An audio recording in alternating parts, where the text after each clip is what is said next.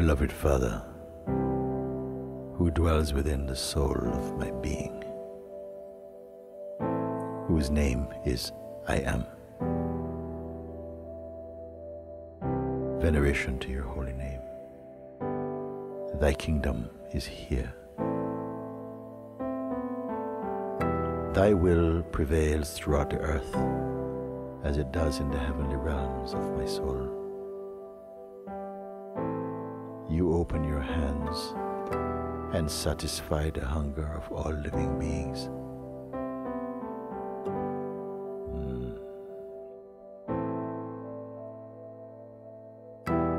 You heal all hearts of sorrow, so that they in turn may show forgiveness to those whose minds are shrouded in ignorance of the self.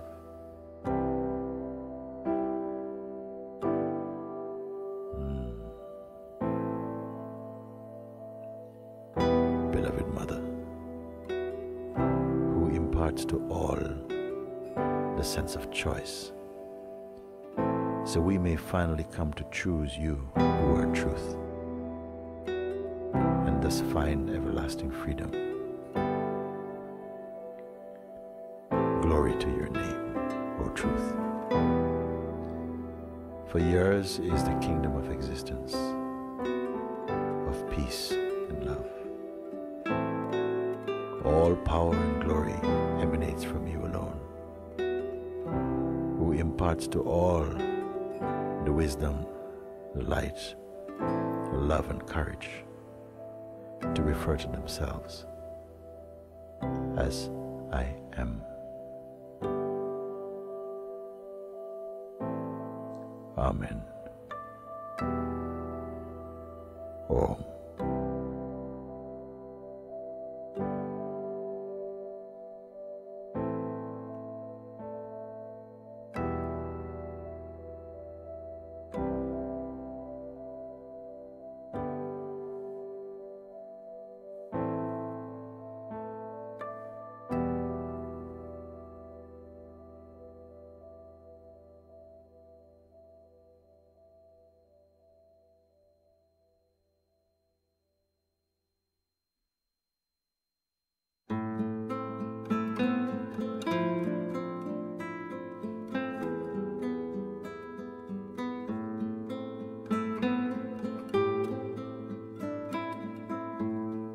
Since I received your first kiss,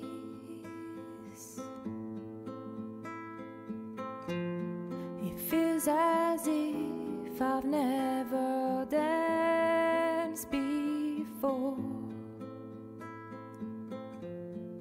as if I've never even sung before, as if I've never walked the streets of this world,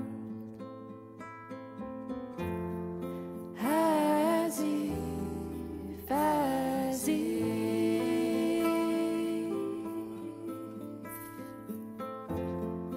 as if,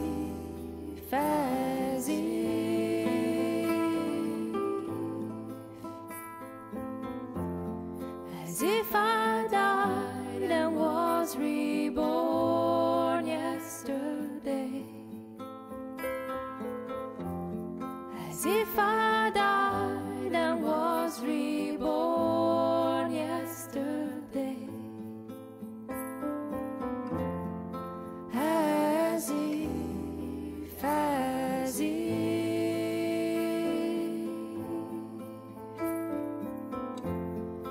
as if, as if,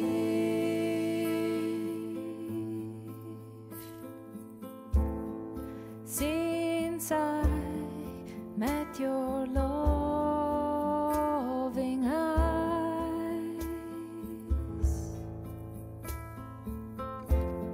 it feels as if I've never seen the sunshine, as if I've never felt the wind caress my as if I've never been alive before, as if, as if, as if, as if,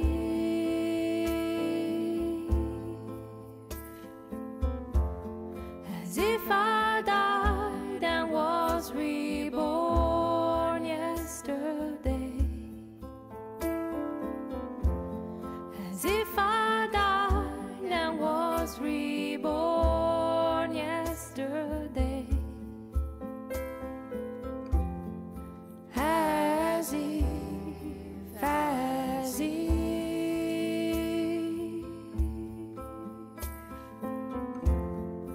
as if, as if,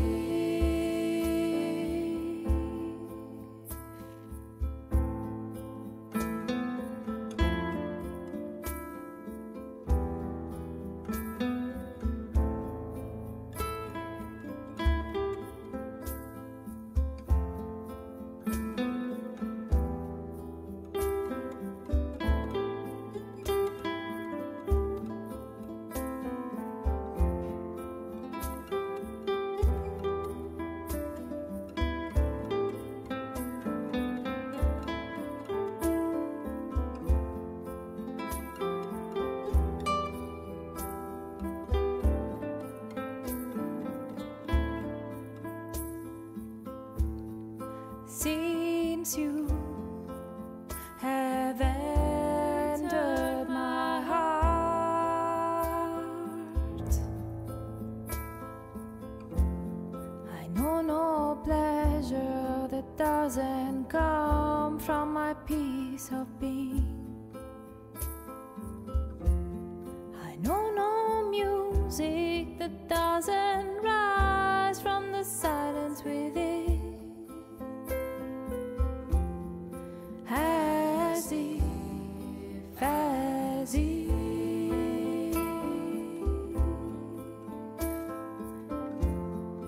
as if, as if,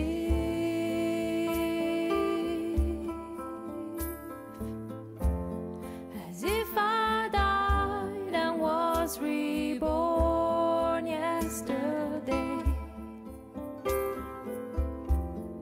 as if I died and was reborn yesterday.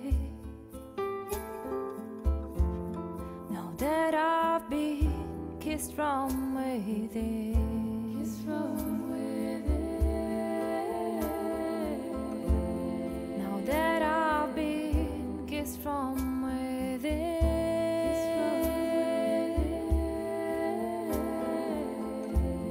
now that I've been kissed from within, kissed from within, now that I've been kissed from within.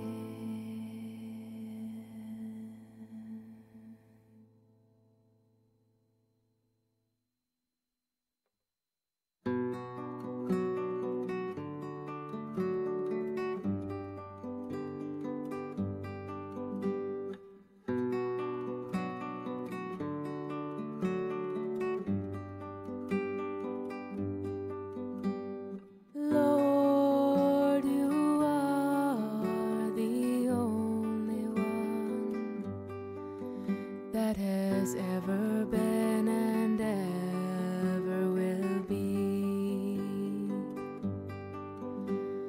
Your light is shining as us every moment of this life. Shiva, Shiva, Shambho, Mahadeva, Shambho, Shiva, Shiva,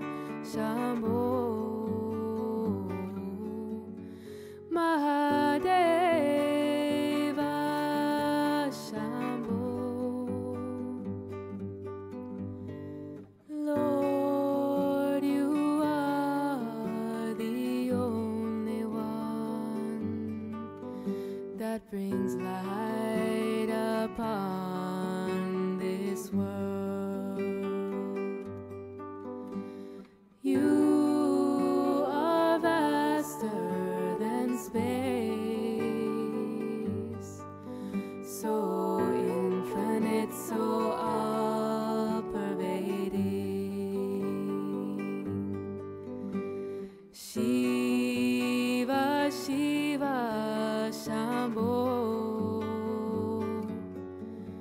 Mahadeva Shambho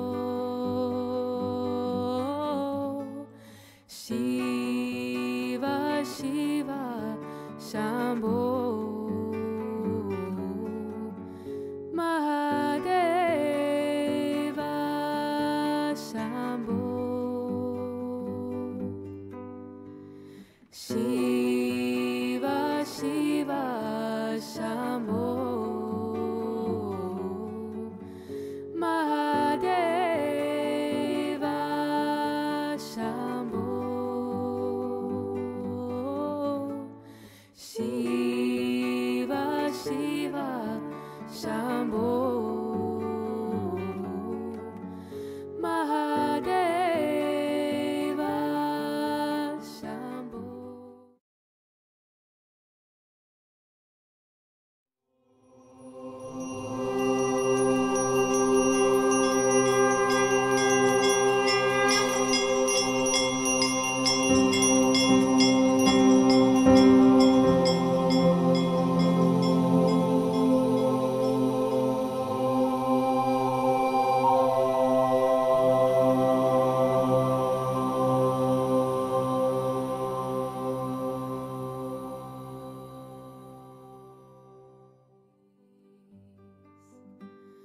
Shiva Shiva Shambho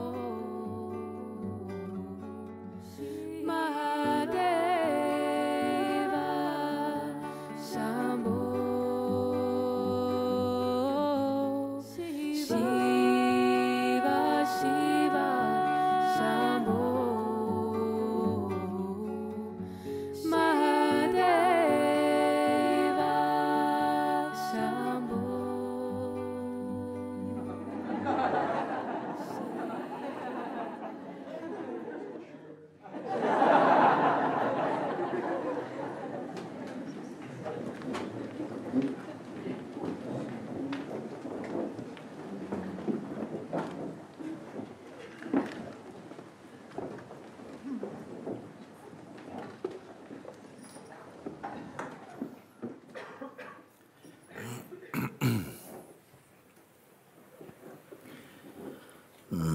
So, namaste, welcome everyone back to this second part of Satsang. Happy to see so many people stayed. Very good, thank you, and welcome to the many friends around the world who are joining us via broadcasting for today's reading of some of the letters. We call it tea satsangs normally. So there are quite a few, so I'll just do what I can. And when we get a bit tired, we'll stop.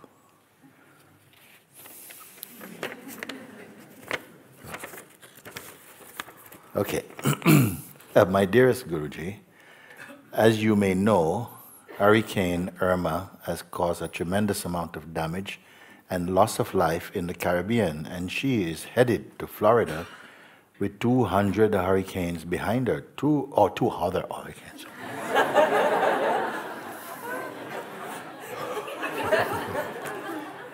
She is headed to Florida with 2 other hurricanes behind her. Just last week, Houston, Texas experienced Hurricane Harvey, and this morning I heard news of an earthquake in Mexico. Then there is the mudslide in Sierra Leone that killed hundreds, and the floods in Bangladesh. Added to that, world leaders like the US president seems to be itching to engage in even more war than is already engulfing the planet. My heart is aching. I can't seem to stop the tears from flowing. I am hurting for our world even as I watched from the position of the observer, and am aware that these events are all manifestations of consciousness. They are just as I am. The pain is deep, though not personal. I am not concerned about my person, but for some reason I find it difficult, rather impossible, to not hurt over the apparently tragic realities of our human experience. How do we cope when the reality of what is so painful? Irma is supposed to hit South Florida on Saturday, and I live in Tampa, which is central, so I don't know if I'll be able to tune in for Sunday Satsang, or Satsang on Sunday morning, meaning today, no? But if and when I'm able to watch, I will. I don't know what I'm seeking from you, or if I am seeking anything other than the comfort of knowing that you know how I feel. Though I already know that, I just had to write to my Father who is on earth. I had to reach out and touch you. I am so grateful to have your physical form with which my physical form can relate. I need that sometimes. Thank you 1,000 times, Guruji. Full love, Sherry, Tampa, Florida.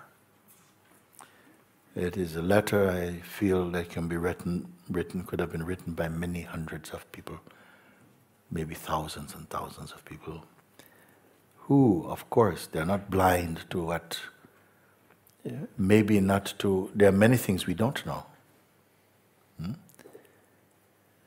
Of what's happening in politics. And there's many things the politicians don't know about what's happening inside us.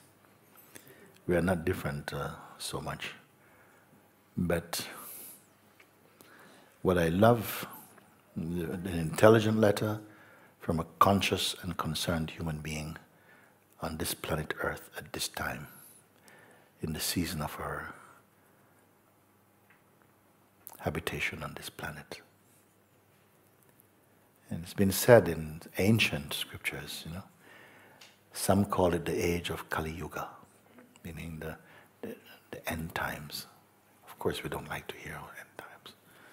But it is a reality that somehow things on such a wide scale, not just only here and there, it seems like systematically, in so many places there are earthquakes, not just seemingly directed or directly connected to human endeavor, but they are.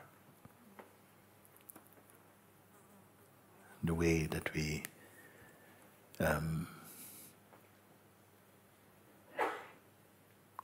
live, and how genuine we are in our search for truth or harmony. Like these things are not anymore used, these words.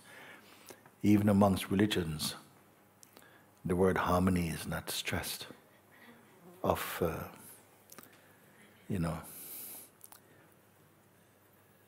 compassion, understanding, love.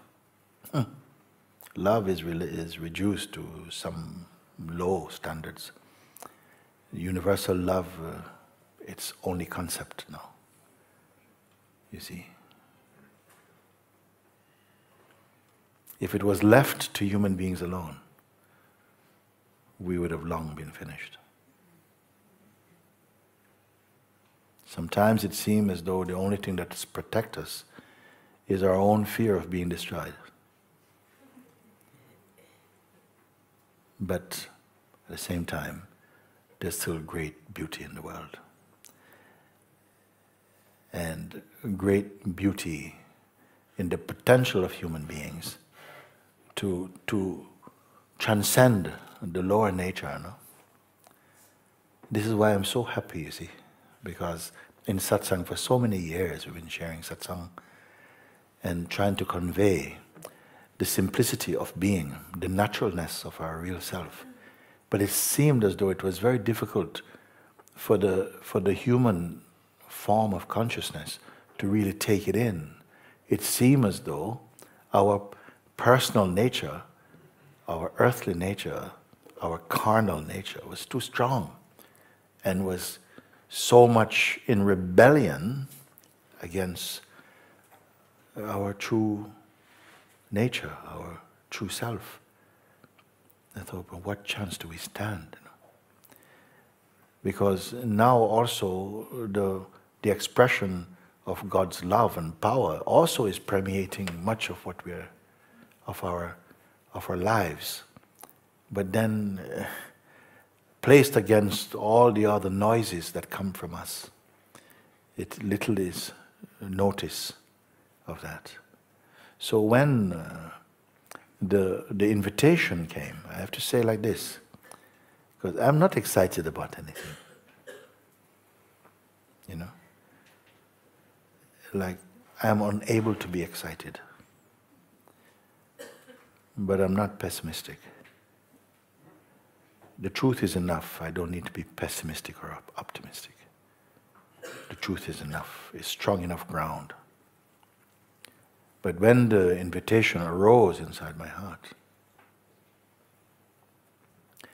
and I saw and witnessed for my own self how effective it was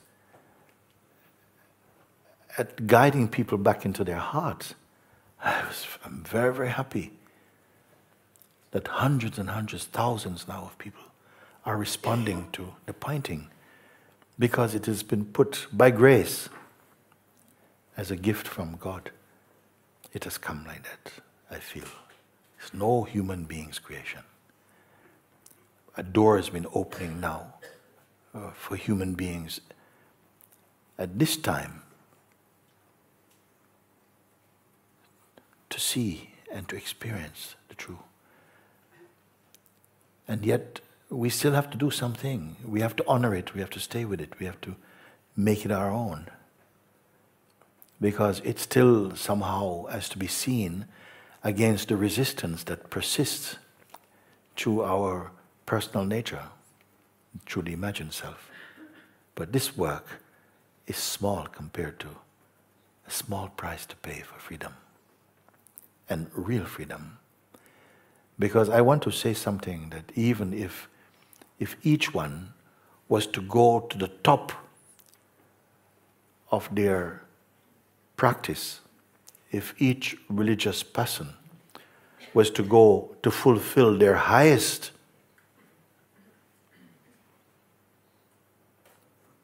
expression, their highest goal of their religion, and if they reach or attain that state and still held prejudice against other beings, they have not transcended. Because truth is universal. I cannot love you and hate them. Because them are we in the real state of seeing. And it's not a philosophical outlook.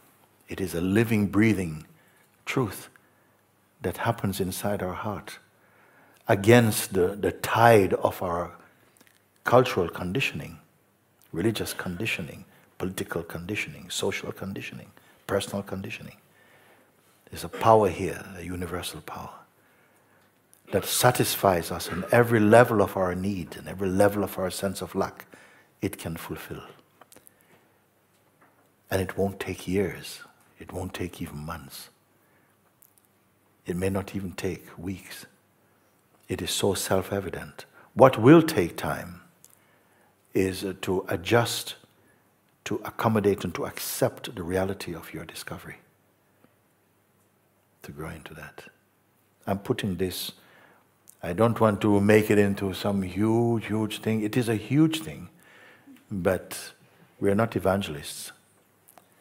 We can only present this as an opportunity. It is not my work, it is the work of consciousness. So I feel very happy about it.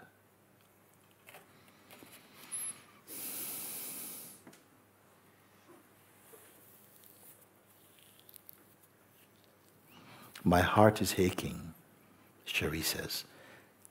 I can't seem to stop the tears from flowing. I am hurting for our world, even as I watch from the position of the observer, and I'm aware that these events are all manifestations of consciousness. They are just as I am. The pain is deep, though not personal. I am not concerned about my person, but for some reason I find it difficult, rather impossible, to not hurt over the apparent tragic realities of our human experience. This is an intelligent response, heart response from an intelligent being. How do we cope when the reality of what is so painful? Only when your mind is driven back into its source can you bear it, because your eyes will be transformed also. And you will see with the eyes of your heart rather than the eyes of your mind. It's not easy to explain these things, because our senses are in the senses and in imagination and memory and desire and attachments. All this shape the way in which we experience the world we think we live in.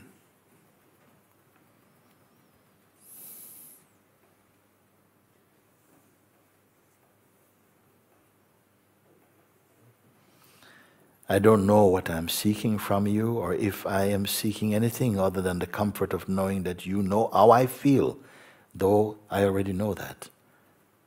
I just had to write to you, my Father, who is on earth. I had to reach out and to touch you. I'm so grateful to have your physical form with which my physical form can relate. And I need that sometimes. We must feel. And we will hurt. If you are true and you have a living heart, it will hurt to see what is coming up. But behind that is a greater knowing. And it's not speculative. It's not imagined. It has a power. A power that can transcend the effects of any dream and any nightmare. The power of the real. I can't explain that. I can only invite you inside.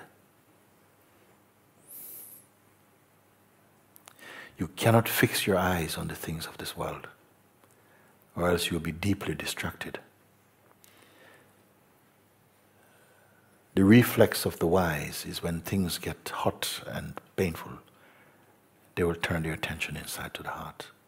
It's not to run away, it's not to escape, but it's to be in the only true place there is.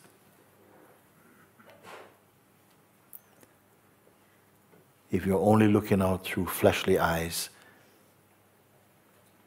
and through phenomenal senses, your judgments will not be true. If you're looking out only from cultural conditioning, your assessment will not be true.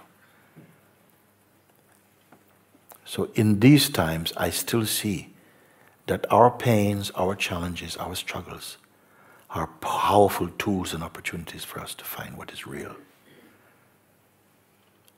Don't think you're born in a wrong age. You're born at the right time for what you need to transcend.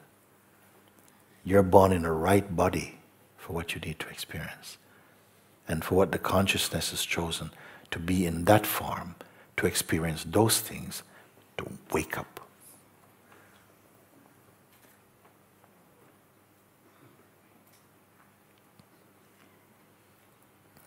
And we are not abandoned. It's we who abandon our own heart, our own self. We have not done it deliberately. It's part of the game. Or let's say play, or dream.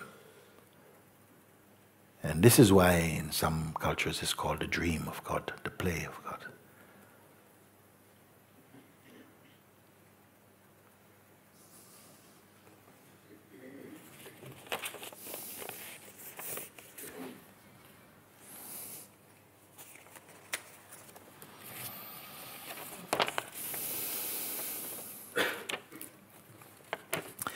Dearest Muji, I was becoming very frustrated with the invitation. I had so many burning questions and no one with whom to clarify anything. I desperately sent you an email, but the only response was from your team. This past week I was so irritated and angry, and I voted your latest video down.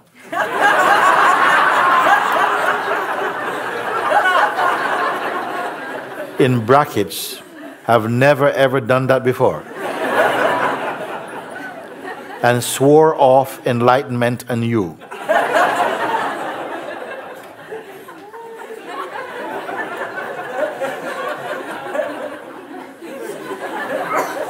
During the next week, something happened while listening to one of your older videos. In brackets, I just couldn't stay away. And I wanted to share it with you and everyone else who may be feeling angry, frustrated, or filled with questions. The only way I can even come close to touching upon what I experience is through this. I have no eyes, yet see everything without judgment. I am not awareness. I am the bed in which awareness sleeps and wakes.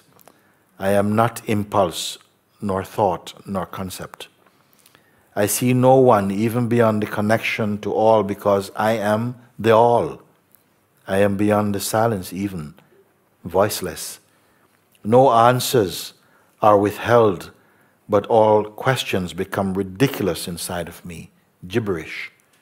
All forms melt in my eyeless sight, reduced to unnameable substancelessness, and this shell through which I play and dance remains forever cracked by the light of I am. Even now, days later, I feel the power of this experience like a massive pulse within. I am so grateful. So, Muji.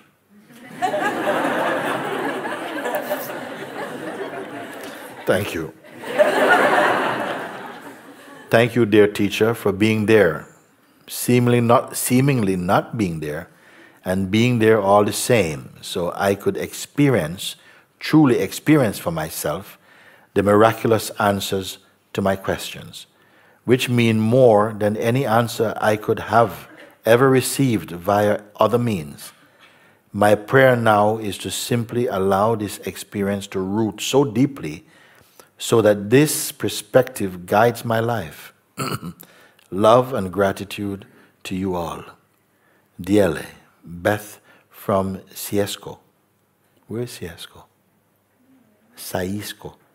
Ciesco. Nobody know? Is it from this planet or what? Huh? Or it's a family name? Oh. You know that? Okay, thank you. DL, that's Beth Ciesco.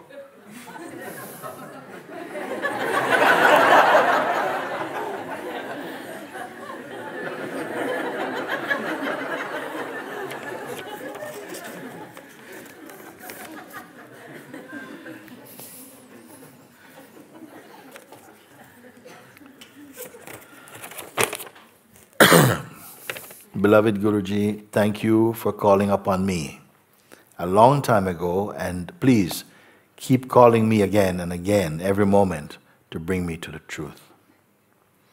The truth that I am burning, that is burning inside.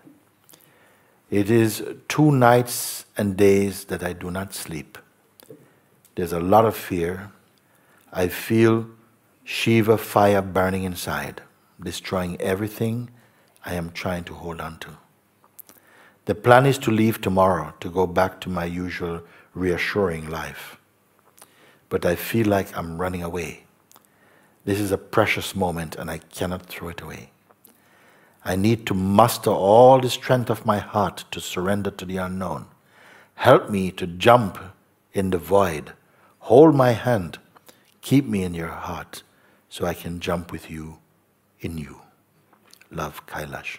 Oh, Kailash is here. You wrote this?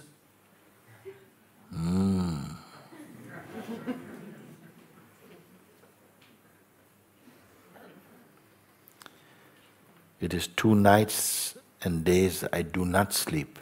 There's a lot of fear.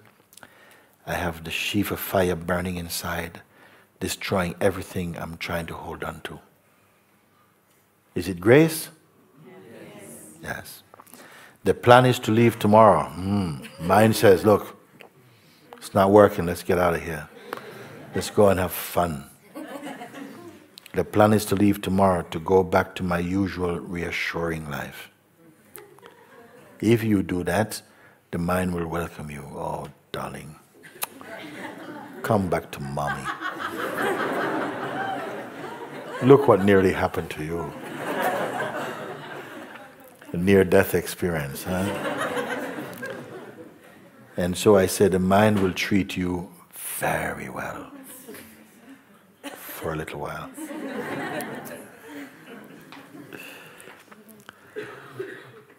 But I feel like I'm running away. And this is a precious moment, and I cannot throw it away. Very good. I need to muster all the strength of my heart to surrender to the unknown. But you know the unknown.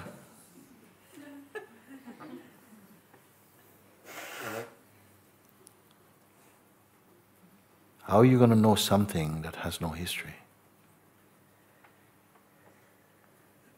And the mind is afraid to touch that which has no history. It is not bound to history. It is not bound to future, because it is timeless. And mind is afraid of timeless. Mind lives for time. Mind will always send you on a journey, but yourself is timelessly here.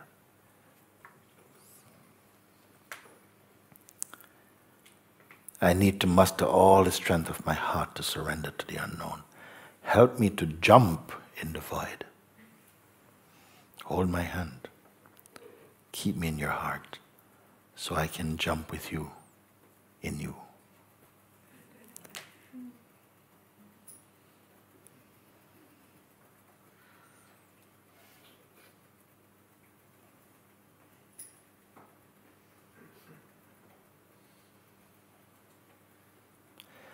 If and when you jump, there will be something that doesn't jump.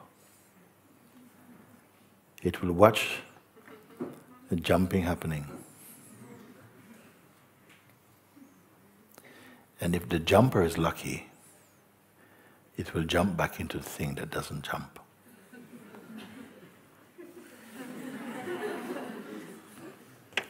Who gets it?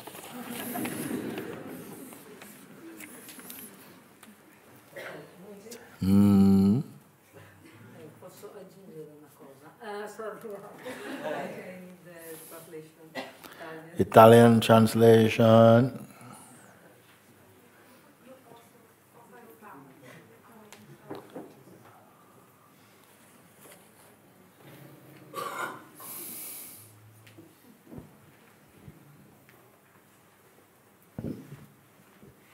Thank you for Thank calling you. me.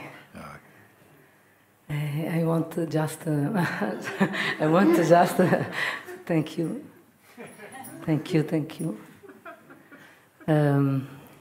Perché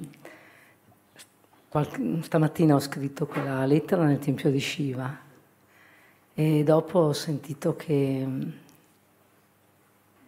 tu eri già nel mio cuore e ci sei sempre stato e non sei mai andato via. This morning I wrote the letter in the Shiva temple, but when I finished writing the letter, I felt that you were in my heart and you've always been here. E che mi tieni sempre per mano. And you're holding always my hand. You're always holding my hand. Yes. Thank you. Thank you. Thank you. Grazie. Thank you. I love you. I love you also. I love you so much. I love you so much too. Ti amo tanto. Thank you.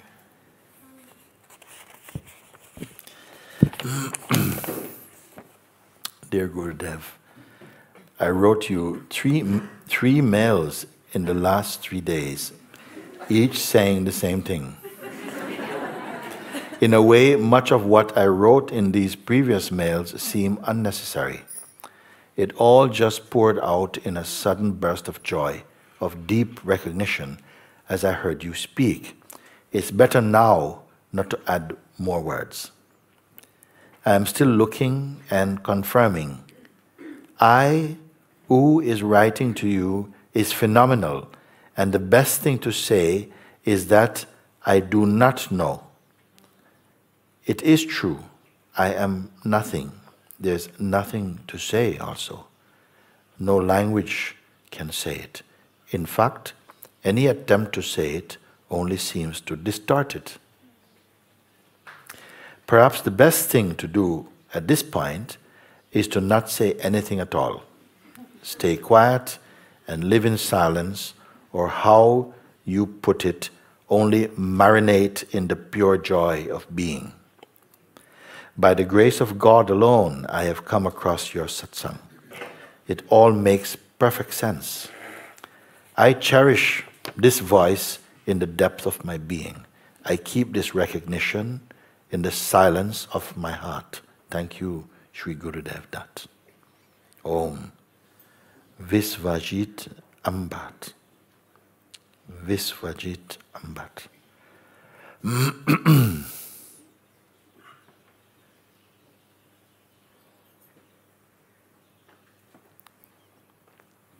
As it was saying, I am still looking and confirming. I, who is writing to you, is phenomenal. And the best thing to say is that I do not know. It is true, I am nothing. Or I am no thing. Maybe you can say like that. There's nothing to say also. No language can say it. In fact, any attempt to say it only seems to distort it. No, nothing distorted. The words about it maybe are distorted, but it cannot be distorted. Perhaps the best thing to do at this point is to not say anything at all. Stay quiet. Who is going to do that? This question could be asked. Who is going to do it? The isness?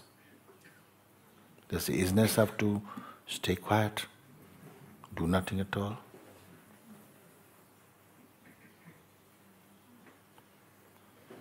Still, it's okay, no? Not to say anything at all, stay quiet and live in silence.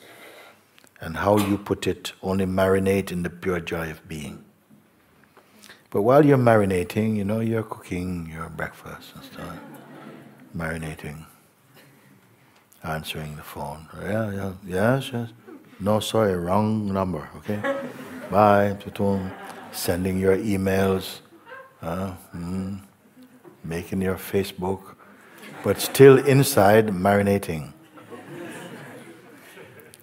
Not marinating, sorry guys, I'm marinating. No, marinating, getting on with your life, moving, some power. Don't make any big thing. Oh, I am going to stop speaking. No, why? Is the universe offended? No. Because then you create something unnatural, you see? Because sometimes I meet people, even in India, I saw one Swami, I came, they said, he wants to meet me. Swami Satantrananda introduced him, he's my friend, he wants to meet you. Oh, hey, how are you? Good, nice to meet you. What? He doesn't speak. Then I say, oh, okay. Then he gets out to things, start to write. I am happy to meet you.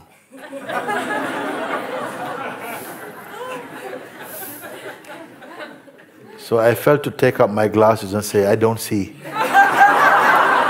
Because are you speaking or not? You're speaking? Because he's called something like Muni Baba or something, meaning that the silent Baba. But it's right.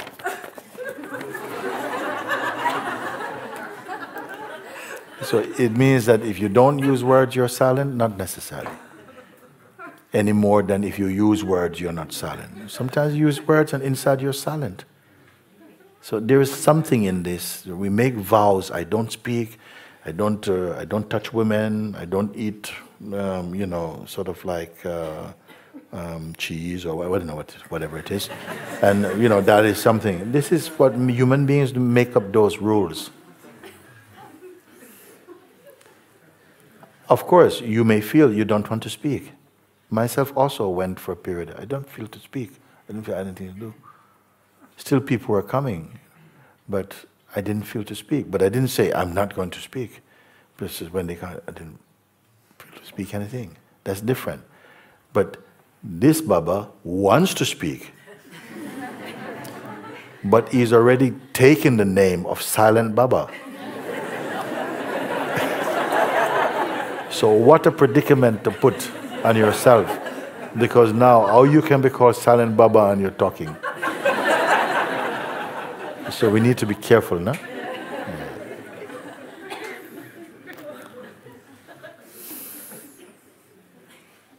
Perhaps the best thing to do at this point is not to say anything at all, stay quiet, live in silence, and how you put it, marinate in the pure joy of being.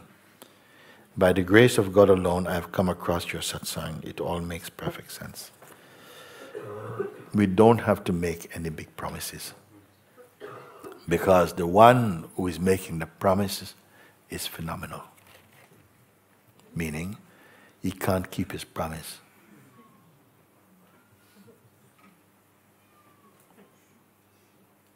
You see? He intends to. But to say, I will never do this. But why? Maybe you will do it in a certain situation. So it's best don't make too many big statements. Just continue quietly looking from the place of yourself and let your life unfold naturally. Don't cause too much trouble to yourself. You see? Because I know one lady, she would come to me and she says, Guruji, you're the only person I can trust. You're the only one who doesn't judge me. You're the only one who will always listen to me. I said, no. Because it's very, very difficult it sounds so nice. But I've said, no, please don't do this, sister, don't do this. I don't want to be trapped. Because maybe one day I have to disagree with you. Maybe one day I don't want to listen to you. So if I accept to be the person who is always, oh, you're so kind, Babaji, you always have time for me. I think sometimes, no, I don't want to have time for you. But if I accept and say, oh, yes, darling, it is true, then I tie up myself in situations that I don't want to be in. I don't want to make these type of promises to anyone. Because it's not necessary. It's very seductive. Someone is paying you a big compliment, but it's going to hang you.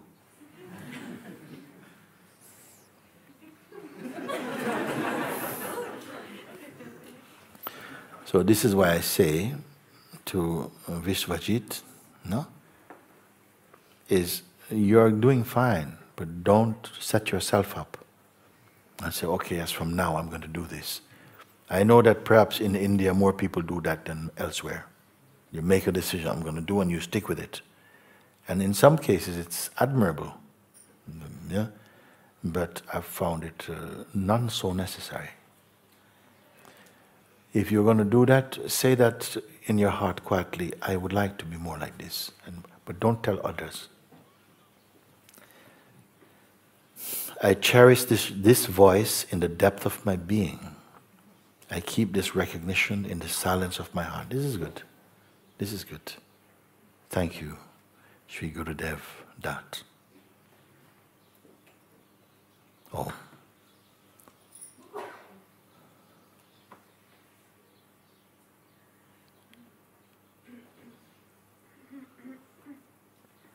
I wrote you 3 emails in 3 days, each saying the same thing. In a way, much of what I wrote in these previous emails seemed unnecessary. It all just poured out of a sudden burst of joy, of deep recognition, as I heard you speak. It's better now not to add more words, you see. I'm still looking and confirming. I, who is writing to you, is phenomenal, and the best thing to say is that I do not know. It's good. It's very good.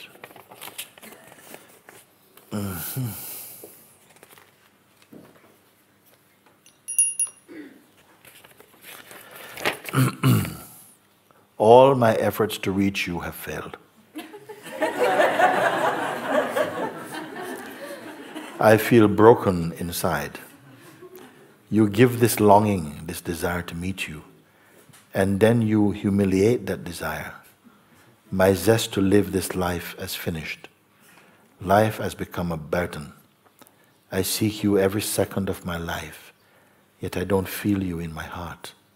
It shatters me. You gave me eyes to recognize you in different forms, yet I don't get to meet you. I waited so long for you to come. You came, made me happy, but I cannot feel your presence. It's been more than a year. I haven't wasted a single minute in seeking you, yet I haven't sought you. I now realize it is not in my hand, but in yours totally. Can you not show a little compassion? I have been love deprived since my childhood, which made me a seeker of love. Can I not have even a glimpse of your love? Is it really that hard for you?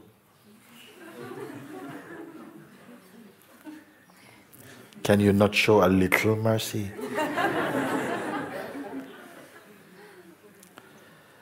What is one supposed to do to find you in one's heart? Isn't love enough? I am hanging in between this and that world. It is not a good place to be in. Tired and exhausted, the thought of giving up arises in my heart. But where will I go if not home? Try to feel my pain. It's been very long. I need rest. Niti.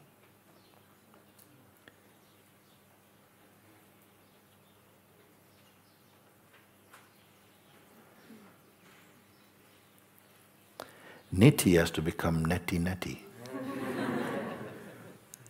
Means not this, not this. Niti has got to become neti neti. Means not this, not any of those things. You may be looking for something that, an image that your mind has formed and cannot deliver. All the while, the thing you're searching for is the thing you cannot not be. How clever and cunning is the mind.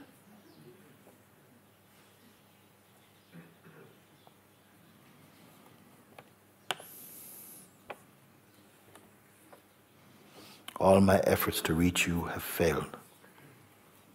I feel broken inside. You give this longing, this desire to meet you, and then you humiliate that desire. My zest to live this life is finished. Life has become a burden. I seek you in every second of my life, yet I don't feel you in my heart. It shatters me. What can hide that? It's like hiding the obvious. What can hide the obvious? What can miss the obvious?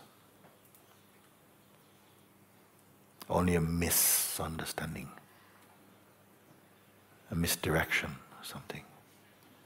Believing in the mind's version of the self, of fulfillment. Another mirage. But I am not a mirage, and neither are you. Only your self-projection is a mirage and creates other mirages about itself. So when I say niti has got to become neti neti, you have to drop all of this. How can you drop all of this? Even if you drop it completely for 1 second. Let's all be niti and become neti neti.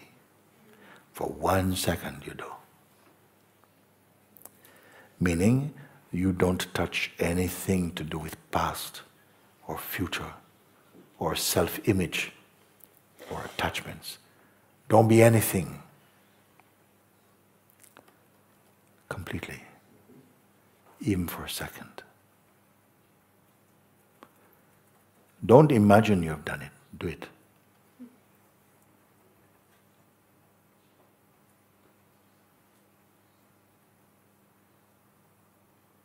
And in the absence of the one you have forgotten,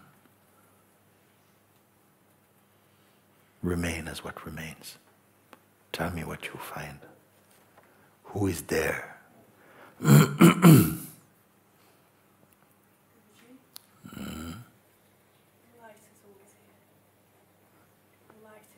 Light is here. The light is here. Even what sees the light? What even sees the light even? Because even if the light goes, its absence will be noticed. By what? That which remains, can it be disappointed?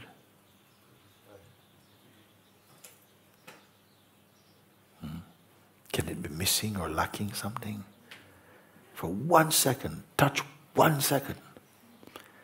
Or rather, disappear in 1 second. What it means. I'm not talking hocus pocus. I'm saying for 1 second, don't touch anything at all. Don't hold on to any self-image. Don't know who you are.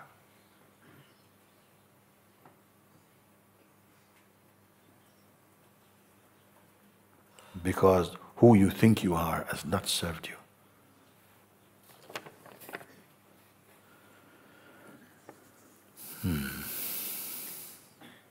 I seek you every second of my life, yet I don't feel you in my heart. Who are you speaking?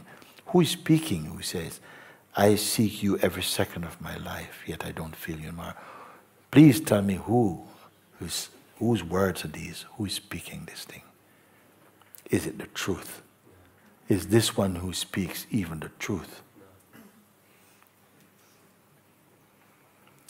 And yet identity turns this imagined idea, like you believe it into existence, and it becomes real for you.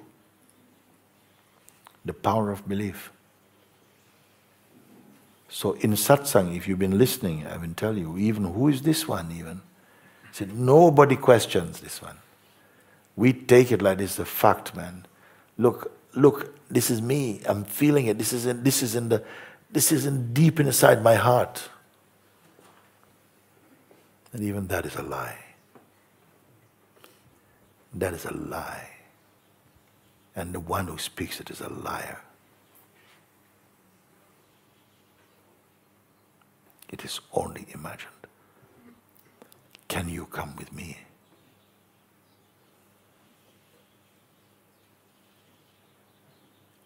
Because you will believe these things, but shortly you will throw them away. If you throw them away, do you throw you away? You've only thrown a version of your projection. You've only thrown a version of yourself, your imagined self, away. Can you ever throw you away? Throw everything away. Throw everything away for 1 second. There is something that's here that cannot be thrown away. Even when the one who is throwing is itself thrown, there's something that cannot be thrown. Recognize that. You don't need to imagine. If you're following my advice, I don't encourage you to imagine. I say, do it. If you have this much courage, then throw everything away, including the one who throws also. And remain as what remains by itself. Who will do it?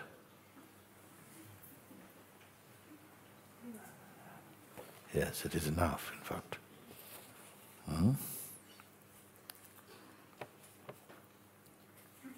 You gave me eyes to recognize you in different forms. yet I don't get to meet you. I wait so long for you to come. You came, made me happy, but I can't feel your presence. You cannot feel my presence separate from you.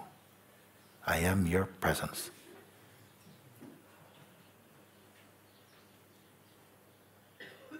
I am your presence and your absence. Perceived.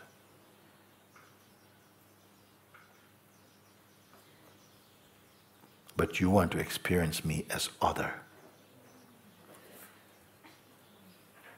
When I am I, and so are you. I think it was Hafiz who said, the only thing that creates a sense of separation between you and me is my perception of you as other. Or my perceiving of you as you, and not as I.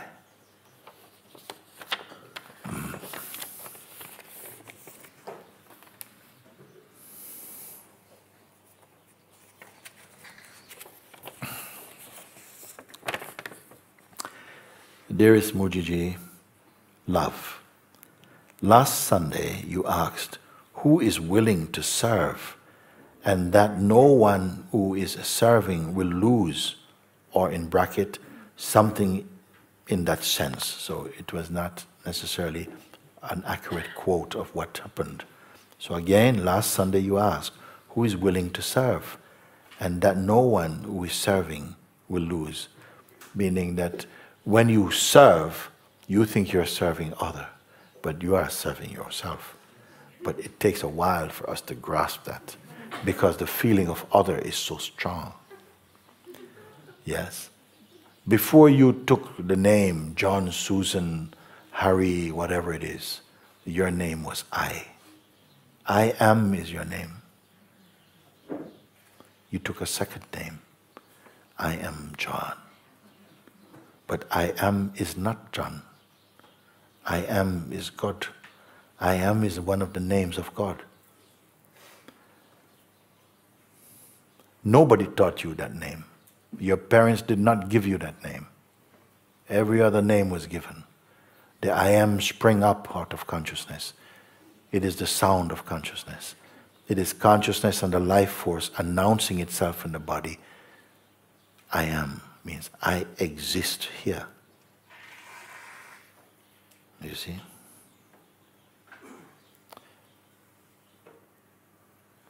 So everyone knows I am.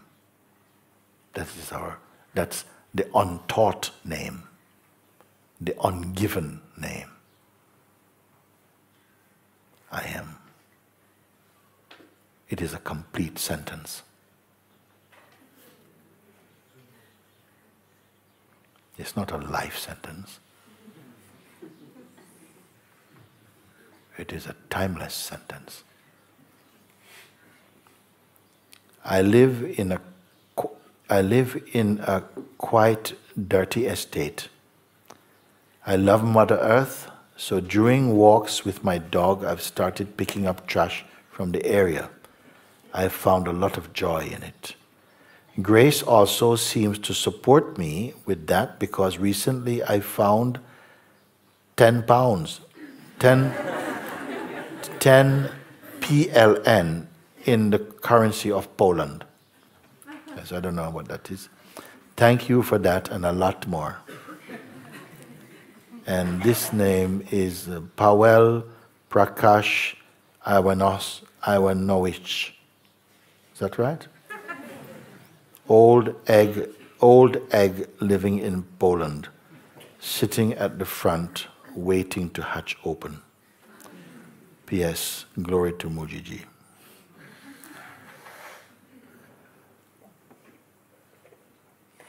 Paweł Prakash Iwanowicz. Is right? Iwanowicz. Huh? Paweł Prakash Iwanowicz. Iwanowicz.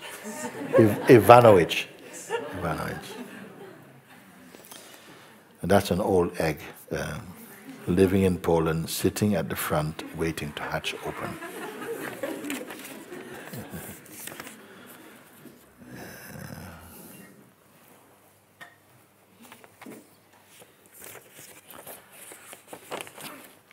Dearest Guruji, by your grace and tireless teaching, I have now realized self is not what I am looking for, but what I am looking from.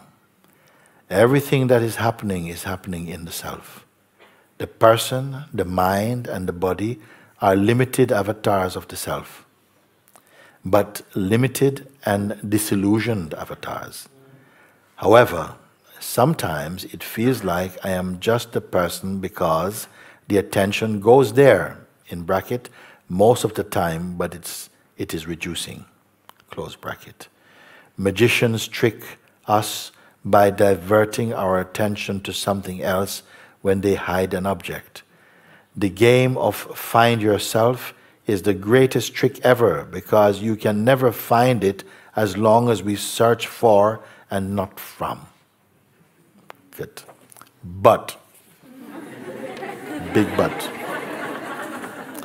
Even with this realization, there is a preference in the states of being. For example, there is a preference to stay with a feeling of love than a feeling of chaos or irritation. Why?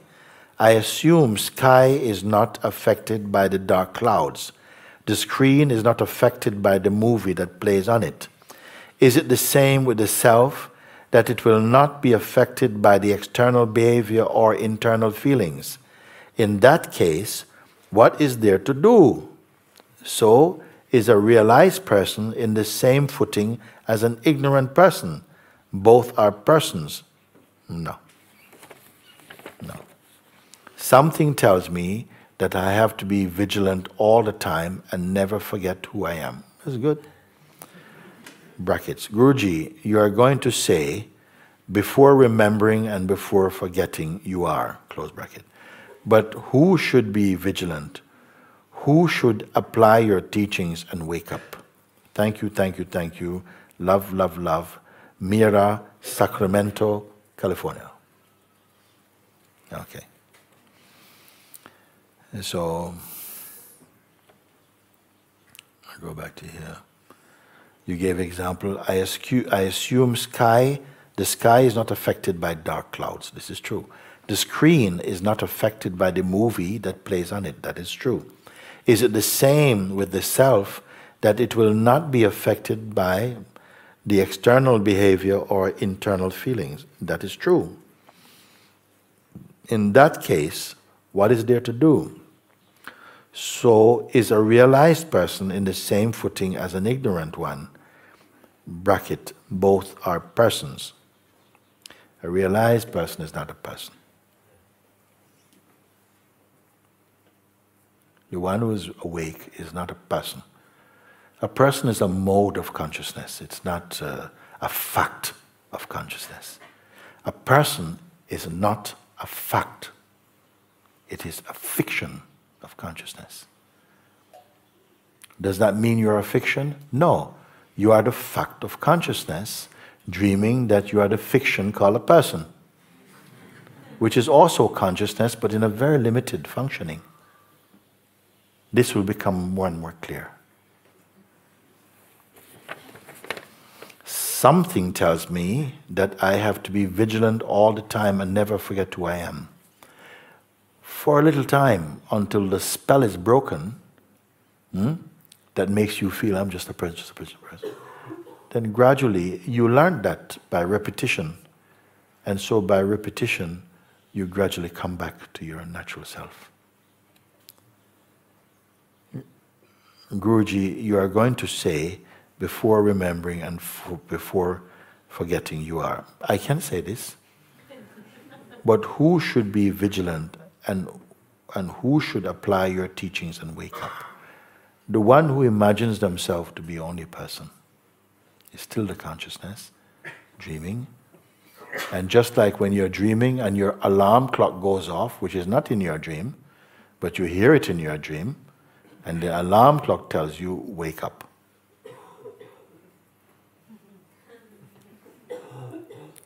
You're dreaming. Riding on a camel over the desert. It's getting hot. Huh? And then, what the hell is that? And you wake up and you're in your room. Was the clock in your dream?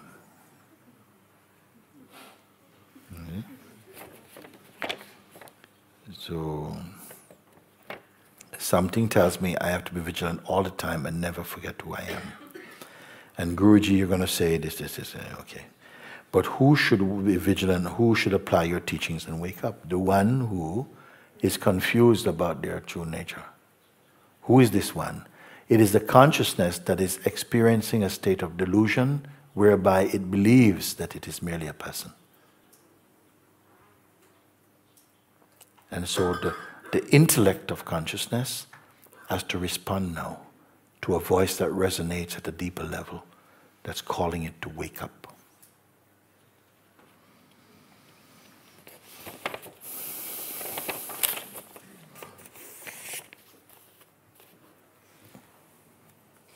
Sometimes these neo-Advaitists, they call themselves like this, say these kind of things. Who is there to wake up and who is that thing?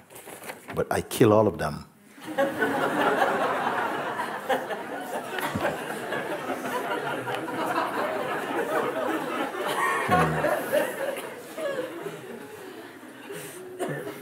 They won't come and try this here.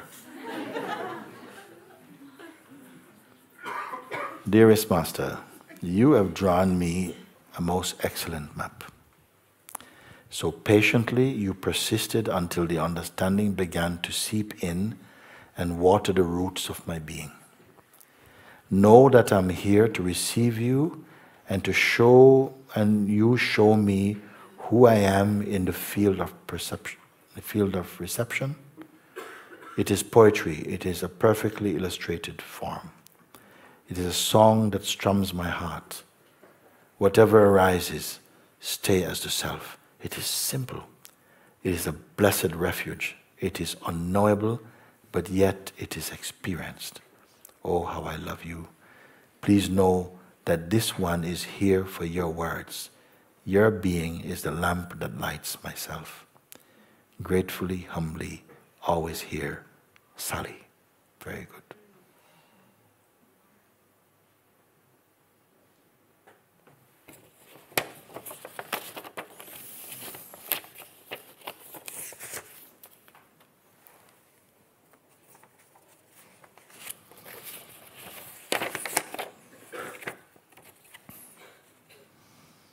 Does it sound violent? I say I kill them.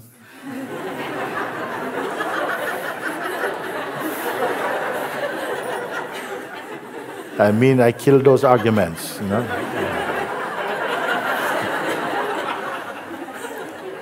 Because they get me into trouble all the time. You see, Father, I don't know if you will ever read these words. You are speaking now on this computer from September the 3rd Satsang, so fine, of which I only caught the last 30 minutes live on Sunday. You are here. I am here. Time is not. My heart as one with every question, every answer. Before the answer, before the question, no question. Thank you, thank you, thank you. This place I've always known. This home, so much one day to be with you. I will come somehow. I am always. Thank you, so much love is always abiding, always fresh in confirming. What joy. Daniel from Minneapolis. Very nice. Daniel.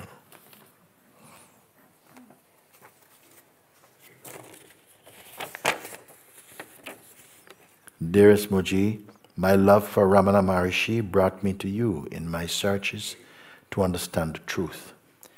Your words and presence shine through YouTube and fill my heart with light. Your words tie up the loose ends where I can experience the obvious that I did not see before in my Christian upbringing. Now, When I hear the words of Ramana or Christ, the meaning is so deep and the depth keeps getting wider the more I am sitting with you. You could say that a creek has turned into a rushing river when I am in your presence. I wish it could be so when I am alone with no other.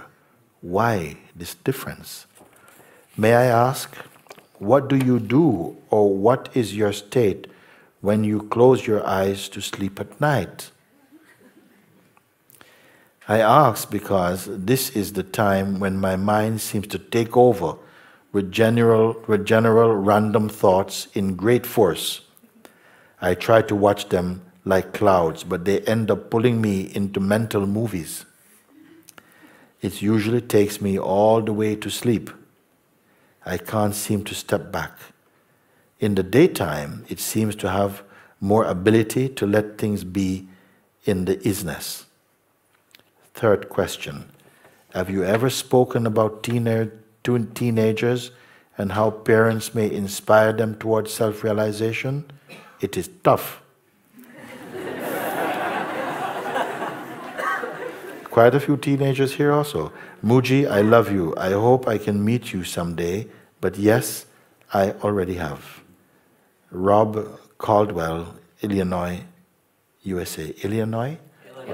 Illinois. It looks like Illinois. Illinois, USA. I like this. Ask him to, what have you ever spoken about teenagers and how parents may inspire them towards self-realization? Well, the parents would have to be self-realized.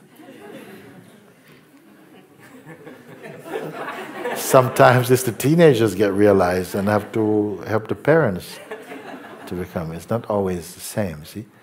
You cannot guide someone to some place you have not been. Otherwise, you're only dreaming or something. First, you must wake up, and then the others you may say. In the Bible, Jesus was speaking, and he says, don't try and remove the dirt from someone else's eyes while you have big dirt in your own eye. You see? Can the blind lead the blind? First remove the dirt from your own eye. And then you can see clearly enough to say, brother or sister, let me take this one from your eyes. It's the same thing. You see, you first must wake up. And then when you wake up, you will have the right manner, the right attitude, the right wisdom to help others. Because if not, you're guiding them only from your personal standpoint. It's not real, you see.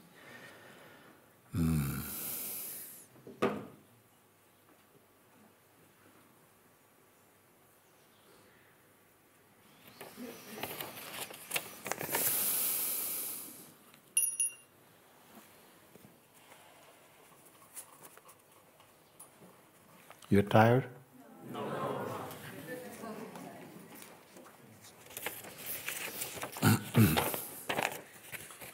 Dear Muji, I've been watching your videos and following the pointings and have experienced a relief from much of the self-created suffering in my life. However, I live in Florida and we are facing a catastrophic hurricane that is projected to hit within the next few days. Just 2 weeks ago, Hurricane Harvey caused so much damage to the city of Houston, Texas. And now people are freaking out about how this one is much more powerful. Is it normal to be afraid of natural things such as this? I try to remain in my neutrality, but being around my family raises my anxiety levels because they are panicking. Soon after, I find myself panicking. Any words of advice? What would you or the Buddha do in a situation like this? Hopefully this message gets to you before the hurricane hits.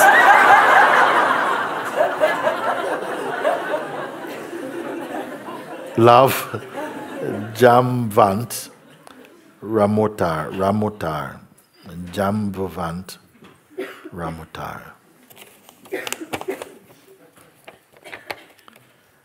So I live in Florida, and we are facing a catastrophic hurricane that is projected to hit within the next few days. I don't know when this was written. Just 2 weeks ago, Hurricane Harvey caused so much damage in the city of Houston, Texas, and now people are freaking out about how this one is much more powerful. Is it normal to be afraid of natural things such as this? Yes, sometimes you will feel, whoa, it feels like something really powerful is about to happen. And I feel the one who has prepared, you have been preparing, what, for hurricane? No, for anything. You have been preparing in when there was not hurricane season, you've been preparing inside. What? For hurricane? No. For God. For truth. You see? For yourself. And when whatever comes, you find somehow some power is present here with me. And not just with me, that power will extend its grace to whoever can be served in that moment. So of course, hurricane is coming, trees are bending and so on, but something inside is okay, Something is okay. It doesn't get easily excited or excitable.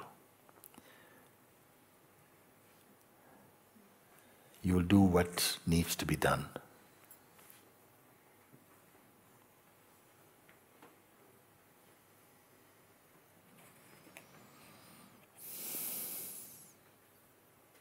Is it normal to be afraid of natural things such as this?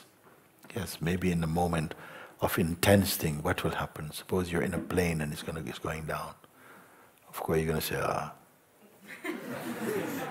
it doesn't exist really. No, something will happen, maybe palpitations, but underneath this, is there not something stronger? Well, that will depend on how much you look now. You have the time to look now. Life will send you situations to test, not for you to fail, but to give you more strength, to look, to see if what you say with your mouth is true in your life. And that test is necessary. You see? Sometimes we have to leave Sahaja, go out again, to see if the strength is with you, or if it's only in Sahaja. You have to go and see. Sometimes you have to be left alone. I was saying just a few days ago, in the early days of Sahaja, we had to go back to London. I think, where's Omi? Omi, you're here? She's here somewhere. We had to go, and we were just in those days maybe eight people here at Monte Sahaja. That might be even exaggerating. But I had to come back to London. I had to go back to London. And Omi had to go back to the States. Omikara, where are you? Yeah. So she had to go there, and then we went to. Yeah, there she's waving now. So we went to London, but she couldn't go to London for some reason, the visa or something, whatever. They didn't want her in England, basically. Not to spend a few days, maybe only to stop one day to go. So we said, sorry, we have to leave you. So we left, We left, and she had to stay at Prembodi's premise here. So we had to, she had to stay over there. And so we had to say, bye, Omi, sorry. So she was there. She had to be on her own, I think for 2 weeks or something. And then we went, when it's in London. And then there came the time for her to fly back to the States, and she stopped in London for one night. She came to my place one night. When I saw her, we talked with her for a few minutes. From the first I saw her, I knew something different. And when she spoke, I said, whoa. Is this the same Omi? Yes, what had happened? She had to, first of all, all the things, I'm going to be alone, there's nobody to be, I had to get past that and go more deep. She found something. And that thing she found was the wisest I've heard her speak, the most powerful she spoke. Why? Because you had to find it by yourself. There was no distraction. You were forced. So sometimes it's good you get locked up. You go to prison, maybe you get a breakdown, somebody beat you up, all these things. Because, you know, it's like emergency realization, you know. Maybe you're trying to change something for a long time, somebody beat you up on the street, and it's gone. All the stuff is gone. You see? I'm not hoping this happened to you. She's saying things happen like that, so. I try to remain in my neutrality, but being around my family raises my anxiety level because they are panicking. Everybody's panicking. Can you be in a place where people are panicking and yet your peace is not disturbed? Sometimes they trouble you. Why are you not worried? And the only peace you can get is to pretend to be worried.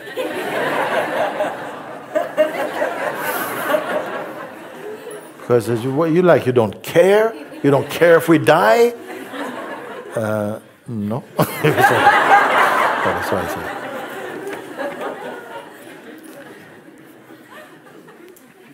So soon I find myself panicking.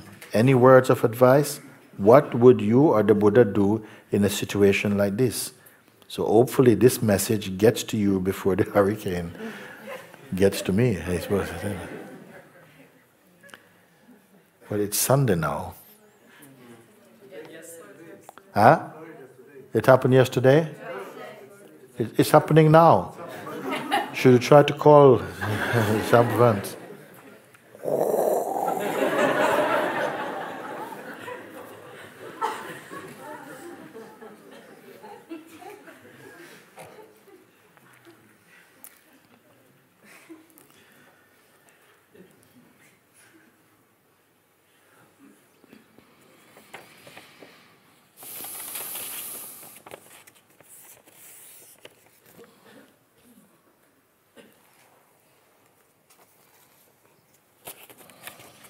We'll find out what happened there.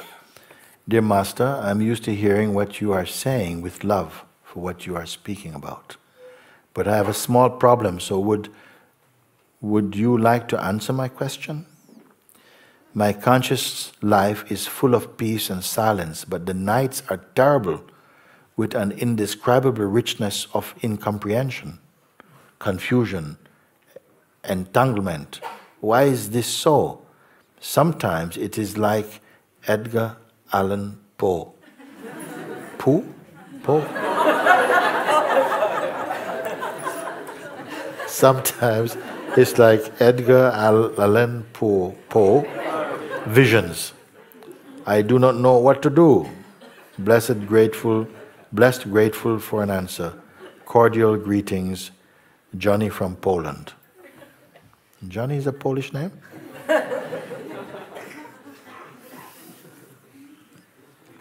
Translated into English. Oh, Johnny is what then? Young. Oh, okay. Maybe it's from Florida and got blown over to Poland. Sorry.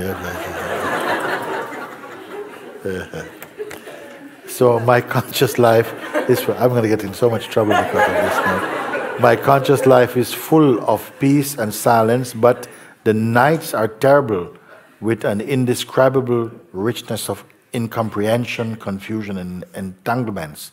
Why is this so? Sometimes in the waking state, in the normal time, we use the mind too much. We're using everything, you're always in some... It's like your ego mind is always in gear. It's not in neutral.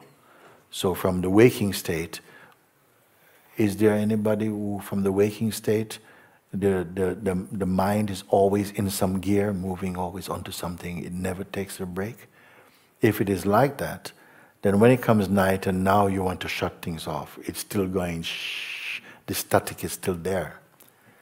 But because of all the other noises, you don't notice your own noise in the big traffic jam of noise, of collective consciousness and collective noise. But when you're alone by yourself, your own noise is being experienced, no? We don't mind it in the day because you're moving and it seems like everyone is in this noise. Now it's time to switch off from this and still this. But it's not you. Now you may say, yeah, but what is the point of knowing that it's not me? Because it doesn't go away. I said, no. I'm not stopping there. I say, it's not you. You're aware of this. I want you to be conscious of yourself as awareness, in which this is also one of the things that are playing at the moment, and see if it makes any difference. If you experience this personally, meaning with personal identification, it will feel very loud and you will feel really disturbed by it. But if you can observe it just as any other phenomenon and not identify, just observe, and pay attention not to the thing that is jumping, but the space in which it is jumping. Is the space jumping? Then you will know and you will experience differently.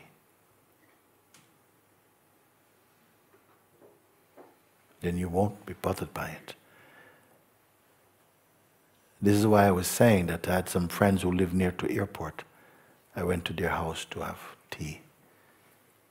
And every now and again, and everything. I said, guys, how do you live with this? With what? With all of this? Oh, you mean the planes? Oh, no trouble. Get used to it. You think, I wouldn't like to get used to this. But you get used to it because what? Something stop fighting against it. Stop reacting. It makes a compromise. Your good sense, your intelligence makes a compromise. I like my house. Okay, I want to be happy here. Am I going to let the airplanes send me away? No. So then it compromises, okay, well, now just accept that they're there. And that's what happens. You don't have to say it with words, but somehow you say, I cannot help it, and then something relaxes, and then everything becomes fine. We are doing this every day in different ways without being so forwardly conscious about it. So, my conscious life is full of peace and silence, but the nights are terrible with this indescribable richness of incomprehension, confusion, entanglement. Who is confused? Just use the question, not cynically like who is confused, and not mechanically like who is confused, but really as though you're researching. Suppose you got a new employment, this is your big chance, really good salary. What is my job? Find out who is confused. Find out who is entangled. And find out who is incomprehensible. Please find out. Okay. And you have to come back and you have to report what you found. Maybe you would have a better chance like that because you start to treat it with less personal involvement. You understand? You say, it's my job, I have to do this. And you have to look and say, who is it? You come back, okay, what have you found? There's a sense like there's a confusion, but there's actually nobody there. Oh, that's so strange. What about entanglement? Again, nobody, I cannot find anybody there. Where did you look? Everywhere I looked. Where? Well, in my head, I looked. I could not find anybody who was entangled. There was just a feeling of some... So then what do you conclude by this? Well, the feelings are just movements inside me, but it's nothing personal. Oh, that's very good. Did you enjoy that particular assignment? It was amazing. I used to think that it was me, it's not me at all. Oh, very good, next job. But if you took identity with these things, you're kind of, but I'm not sure if I accept that. And you see, different thing. You have a different relationship with a sense of yourself. You have much more story and you want to keep up the story. But you can only keep up the story if there's somebody to listen to you. And I don't want to listen to you. You understand? First, I don't believe you. And that is a big plus, because we won't be talking about your story for very long. And if there was no one to listen to your story and to go, oh, never mind, darling, tomorrow will be better and stuff like this, you would drop it. You know, in the UK, many people talk, you know, yeah, it's my mind, and my mind says this, and my mind said that, you know. It's almost fashionable to say, you know, my mind is so complex, my mind. And I have to say to some people, you know, in Jamaica, you know, if you talk like that, people just tell you, you're mad, you need to go to mental hospital. And you know what you would do? You just drop it, you stop saying things like that. Because it says, listen, I think she's... And people just not give you any respect. It's like, you know, talk to her, she's completely crazy. You know? But in England, oh, at the pub, oh, you know, my mind, oh. So it's acceptable, and so it, in a sense, it makes it kind of like, that's just how we talk. But it's a very poor kind of exchange in a conversation. In my country, you talk like that, you know, yeah, my mind is going, oh. I say, listen, this guy's crazy, get him out of here. They come in some ambulance and throw you in. And they don't even take you to hospital, take you to jail, basically. So you won't be making that mistake too often, I tell you that. So here is called Johnny from Poland is asking, why is it like this? Sometimes it's like Edgar Allan Poe visions. I don't know what Mr. Poe's visions are. Huh? Very dark. They're very dark poems. I don't know what to do. Of course. But I think the answer I gave is sufficient if someone wants to listen to me or Mr. Pooh or whatever.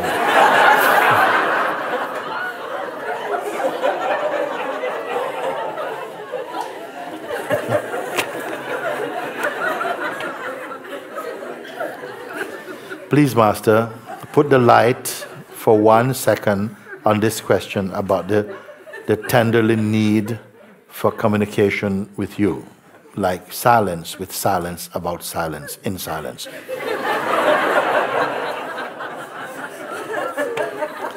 The key answer for every question is given, and still there is this healthy need for fresh communication with you. The words are not necessary, but from you are more than welcome. Full attention, no, full love, full attention, full power, endless gratitude, yours, Asja Vasiljev. Huh? Vasilyev. Where is this one from? Russia. Put the light for 1 second on this question about the tenderly need for communication with you. Like silence with silence about silence in silence. You want to take this one? The key answer for every question is given, and still there is this healthy need for fresh communication with you. Why healthy need? The words are not necessary, but from you are more than welcome. I don't get the question. The words are not necessary, but from you they're okay. And let's communicate like silence with silence about silence in silence.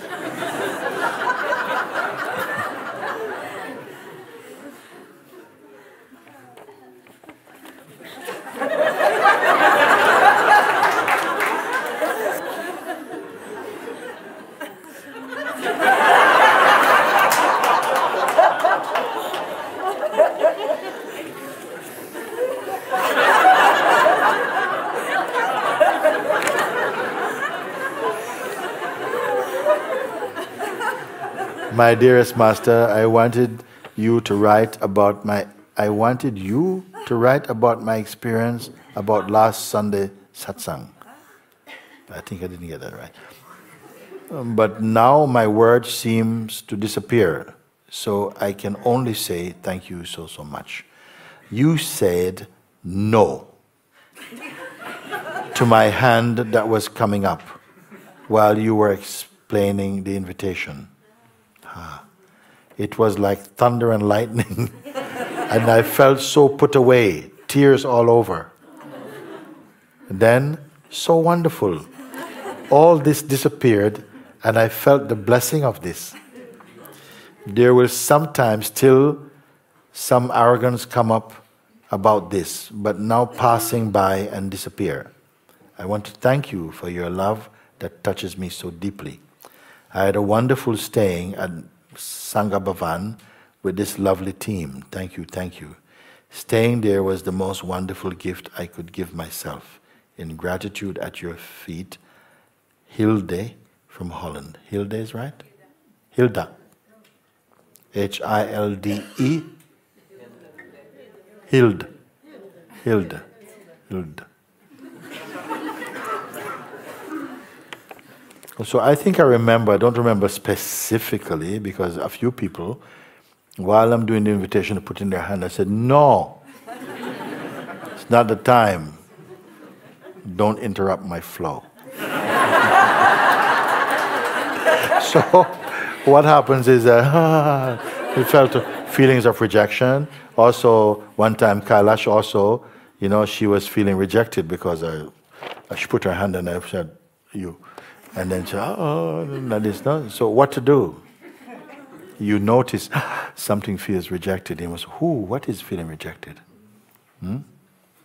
It's reasonable if, 15 people put their hand up, I choose someone else. Oh, if you rejected me again. I take it personally. I'm in big trouble because I can't. You see? So you said no to my hand that was coming up while you were explaining the invitation. It was like thunder and lightning, and so I felt put away, tears all over. Then, so wonderful. All this disappeared, and I felt, sometimes has to happen. Sometimes a feeling of being turned down or rejected, no? It's most painful. But then, something, you reach someplace, because the mind wants to be, oh please, oh yes. But then, poof, you get a kick and is what happened also with Papaji, with myself. He came up, I thought he was going to hug me and go, you've come and everything.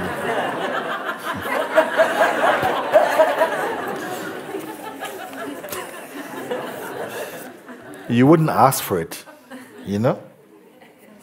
Like sometimes I say, if I knew how things would turn out in Portugal, all the things and stuff, I would not have started anything there. I'm not complaining. I'm just saying that, some complexities and so on, you would not. For instance, God tricked me because I came here. First of all, He didn't give me any indication that the summer was so hot here.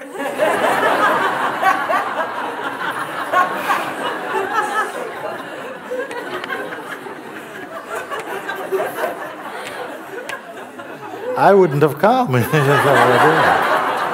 But then so many beautiful other things happen. Dear beloved Master Sri Muja Baba, thank you from the bottom of my heart. Your pointing and your invitation have really changed my life and is changing every day. What a treasure and gift from the universe. This really was a big step from death to life. My name is Esther, originally from Spain, living in the US for more than 10 years. I have a daughter of 18 months, Hadara, who has been a gift from God in my life. Since I had her, I wanted to find God, and then I found you through a friend and YouTube. We are going to Spain in mid-September, and I would love to be in your presence. That will be another gift from God. We will arrive to Monte Sahaja in October, and we will stay for approximately 7 days. Much love to you and all the team, and people that make the videos and all that possible. At your feet, Esther Lopez Rivera, New York. Nice. Somebody will remind me when they come and. Water, water, water.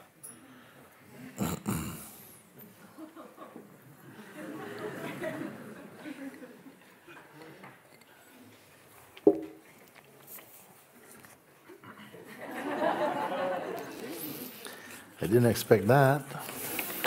And it's a big one. Beloved shepherd.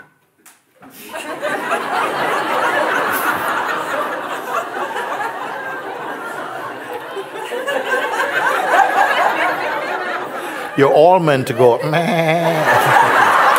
Guys.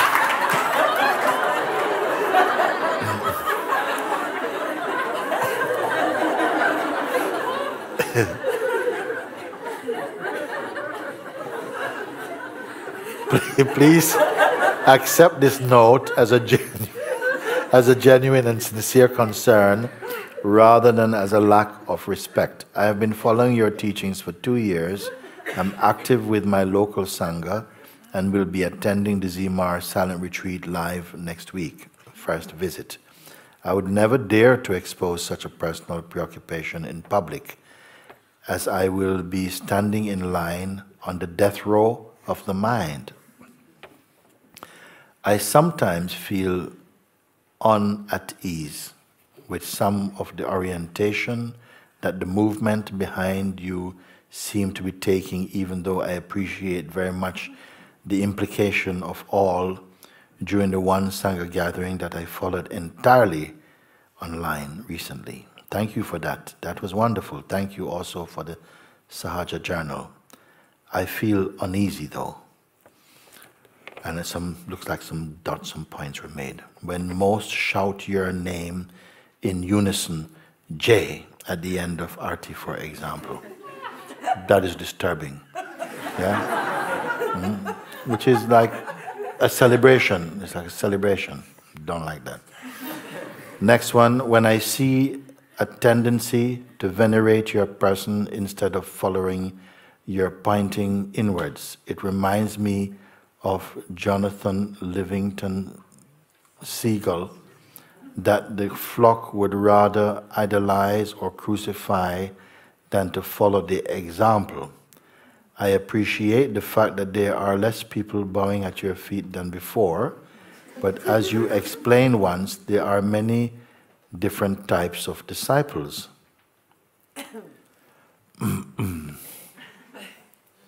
You see, we spend a lot of time in India, and in India it is very, very natural that, people, they touch the feet of their parents or people you respect, and it's a very, very natural thing. Not a big deal. And maybe because Indians spend a lot of time, lowly. Sit on the floor, sweep floor, cook low, whatever. We're very comfortable with touching feet and so on. Myself also, I would always feel it's a privilege for me to touch my master's feet. Okay? But the Western minds sometimes, whoa, what are they doing? And I don't know what they see. I just say that the people are showing some respect and they have love for myself or a gratitude for what they're receiving or whatever different things. Should I stop people from doing this if they feel it inside their heart? I never encourage anybody to touch my feet. I never do it. I see nothing wrong with it at all, if that's what's inside your heart. I know the fullness of it. I know the power of that. I know the joy of that. But there are some people, they get really cheesed off about it. What are they doing? They're treating him like he's some whatever it is, no? I don't know what's troubling them. But like this. So I should say, don't touch, no, go in, please don't touch it. They're bending down for all different kind of negative things, but to show respect and love for someone who has guided you to life, that is very, very, very disgusting for some people. I don't know what they imagine is happening if I'm somehow commanding people and having control over them, and I've been accused also of mind control. I say, what the hell, where are these people? Where are they? I don't know what they're talking about. Anyway, the next point is when some expect you to perform miracles and healing. Well, it is God who does all the miracles. And it happens here. Can we pray for Florida? For Florida, I've already done. But you know, it is like, what? What is so disturbing when people expect you? They don't expect. They come and somebody come and say, you know, my mother is, or my father is, you know, having an operation, and I put it to God, if you say. And in accordance with His will, many people get healed, and many people, some things happen like that. Am I to stop that? Because some gentleman feels, oh, I feel uneasy about it. I mean, another thing, during the invitation, answers are given like catharticism. During the invitation, answers are given like cathartic action. What it means? Cathesis. Like in a what? Like in a catatonic state. Means what? Kind of like the hypnotized body. And it's just coming out and we're all speaking in unison. Because you're all responding in unison, it doesn't seem to someone that they like, you're all kind of like, yes. Like I throw magic powder in your face, and you know, okay, the thing that, you know, is that which you are experiencing, does it have a beginning or an end? No. And you're not supposed to answer like that. You're supposed to answer, some says yes, some says no, some says sometimes, some say perhaps, sometimes some says, yeah, maybe, could be. That's what human beings are used to, opinions. But you are not giving opinions. People are looking and they're confirming from their heart. How can you confirm something which is beyond tangibility? How can you speak? Because you're speaking about yourself, and he's not used to that.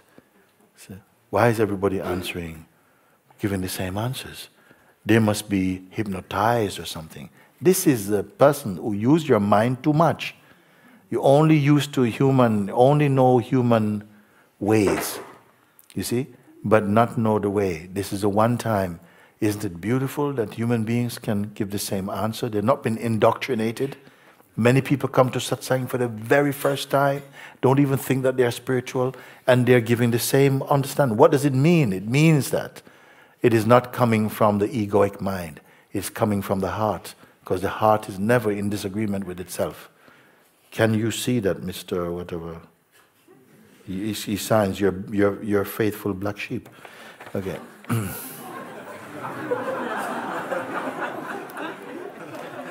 Man. So I feel uneasy during the invitation, answers are given like Catholicism or something. Our gathering takes the appearance of a Hindu cult or sect. Our gatherings, whose gatherings, where gatherings?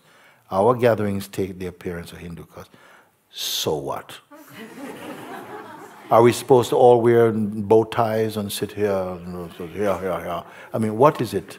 What's wrong with these people? I don't want this kind of person. If you're going to be stuck in that type of mindset, that anything that looks different from you is a cult, is a sect. Jesus Christ was also called a sect. Buddha, sect. We, insect. Shepherd, sheep. Oh my God. At least I think this voice is representing quite a number of people actually who have this type of are easily disturbed by something that looks a bit different that they don't understand. It's like, you know, you kill the hands because you're disturbed by them. When everybody called each other beloved at all the time, it sounds a bit unnatural to me. Yes. But when people call each other, you idiot, you know, yeah, that sounds pretty normal. Yeah, you know. That's what we have become used to. People talking to each other, and that's normal. People walking around looking, that's normal. But somebody smiling, well, it's weird. Somebody who is loving is, whoa, sect. You know, what to say. But I appreciate that you have the courage to put it out in front of me like this. And in spite of my request, I was not granted permission to visit Monte Sahaja at the end of the silent retreat, even for a few hours. When there comes the time to host newcomers, I feel embarrassed with that. I know I should not. My true self does not bother with those trivial questions. Sorry. My concern is that our movement will keep the target on the essential, that is, in brackets, the divine presence within all of us, and an openness to all peaceful forms of devotion or religions. Believing it is not mere arrogance on my part, and that I am probably not the only one in the world feeling this way. That is true. I humbly request that you shed some light on the matter. I remain forever grateful for your pointing towards the truth. With love, your faithful black sheep. Please do not mention my name, age, or Sangha publicly. So I won't say what that is. The name is there and things, so I won't say what that is. But these points, I respond like this because I used to get a lot of this. Because what happens is, and I would say, is that when the light of the consciousness is really pointing towards what seems to be standing in the way of our realization, okay, that dark side of our nature goes in rebellion. That's what wants to run away. That is the energy in you that wants to run away. Because what? Is it you who want to run? No, it's not you who want to run. But it is something inside us that feels very uncomfortable when the real chance to wake up comes. If there was no real chance to wake up, your mind may even encourage you to come to Satsang. Go to Satsang, darling. This guy is very nice. He's funny. Go. But because you stand a real chance to wake up, you see, then the gremlins are coming. And it's hard. And are you strong enough to bear the attacks from your mind? This is what I want to know. Because I ask these questions because a number of people, they run away. The mind really it ambushes you, and it really completely comes heavy on you. Who is this you though, I ask? It is only the idea you have of who you are. You are not yet aware of your true nature. Because when you are, you're going to be very happy and very peaceful, free and open, wise and kind. But when you live in the psychological identity, the imagined self, we are like how we are. We have likes and dislikes. I like you, I don't like them. The you and me and them and us and this and that and heaven and hell and war and peace, and we're in this very intense traffic of personalized consciousness. So then these things come, and I appreciate. I'm not going to have a bash at you, but I heard this thing and I know where it comes from. Because this is someone in the Sangha. He's coming also to the retreat. You want to come. But these things, and I'm grateful you bring it up because it comes up in people. Maybe come up in some of you here also. These things. And this is what the mind is trying to use to push you away. To say, look, don't go there. They're a cult. Don't go there. Look what they're doing. Oh, they're worshiping this guy. And everything to put you off. And it will work with some. Not with all. It is not new. This is going on in ages and ages. I'm not saying every spiritual leader is right or righteous. That's not my place. But I'm saying also that there's a strong resistance to this any energy that will wake you up to the wisdom that you are. And it's not necessarily, it works through human beings, but it doesn't originate through human beings.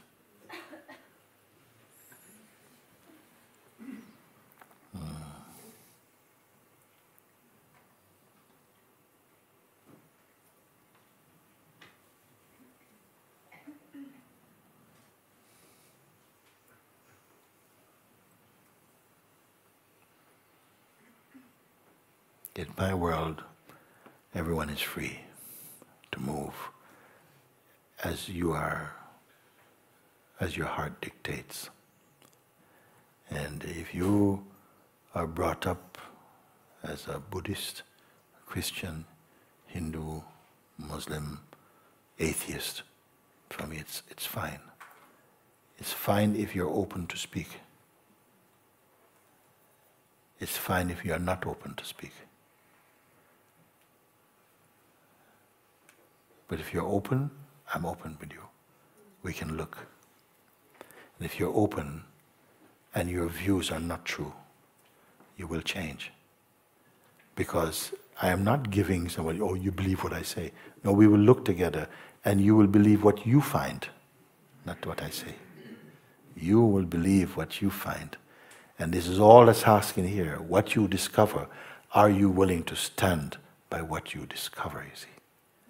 Because sometimes you see something is true and it's still, then it means that somehow we still value too much the creations of our own individualized consciousness and personalized consciousness. You see, I hope this is of value to us, like that. And I have a couple of letters here, which is by, I don't know who, handwritten ones.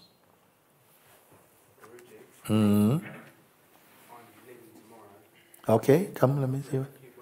Okay. Can I say something? Yeah. Did you put this mic on for a moment? Hello? Thank you, Guruji. Just a response to the letter you read. I feel this is a letter we can respond to from the Sangha. And moving with you, living with you, and seeing you don't ask anything from us. But you give everything. You give us life. You bring us home. And of course, we want to express our love and gratitude for you. And when we're allowed to put our head at your feet, it's the highest joy. It's the highest blessing and privilege. Yes. And I wish for that man to experience this too. And when we call Muji Baba Ki Jai, it means glory to Muji Baba, it means glory to truth, it means glory to our very own heart. And I wish for him to experience that too. Muji Baba Ki Jai!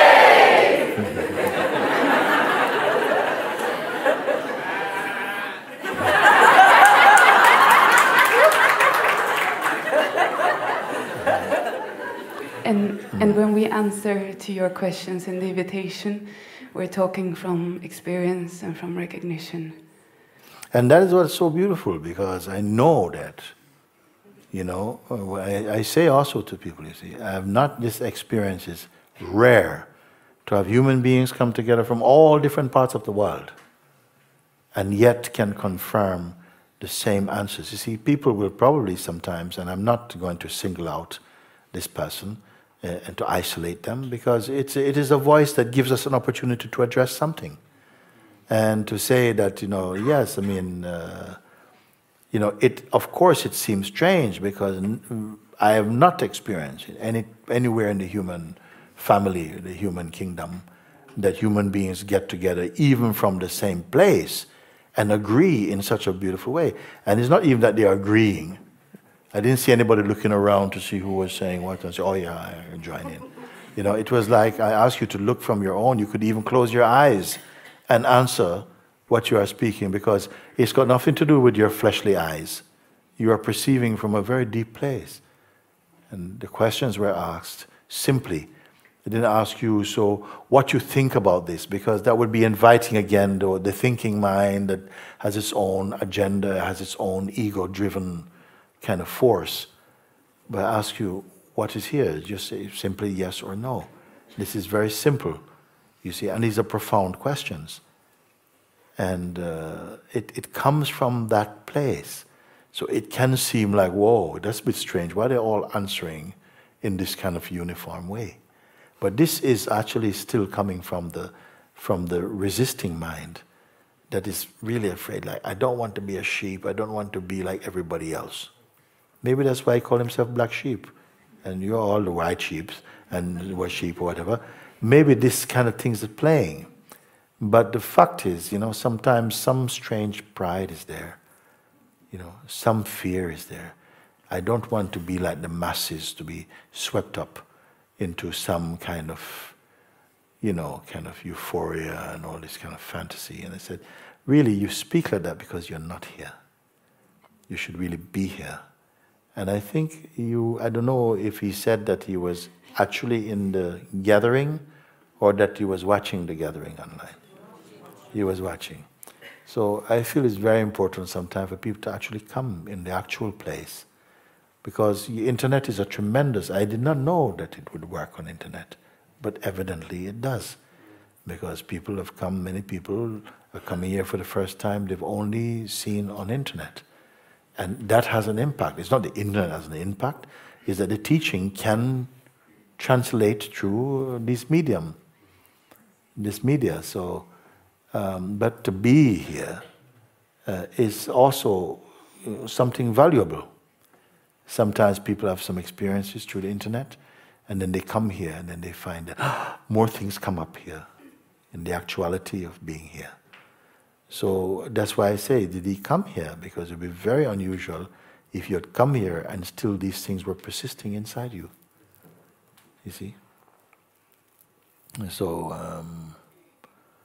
I hope some of that is cleared up. And another big taboo is this very quick response of people to call things sect and cults and stuff like that. What is a cult? Like, all behaving same way and whatever. But why are you offended that people regard each other as beloved, but I don't see everybody saying that. Maybe some people out of their love say that. I really don't see or feel that people here are pretending to try and everything is beloved. It's not like that here. But the perception can be formed in the mind. You hear one or two, and then the mind picks up on it in some way like that. Be very careful if you're going to be vigilant to first watch your own mind. You don't have to watch everybody else's mind, just watch your mind. Watch him and see, is this a product from your heart, what is happening here? Because we believe in the mind in that way. So, because you feel, well, if I don't believe, what should I believe? But once you realize the isness, you recognize the isness.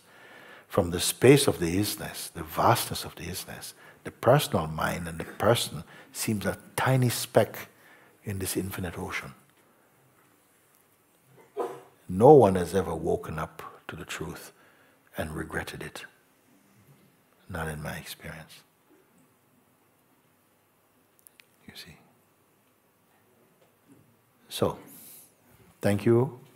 Thank you. Oh yes, please. Yeah.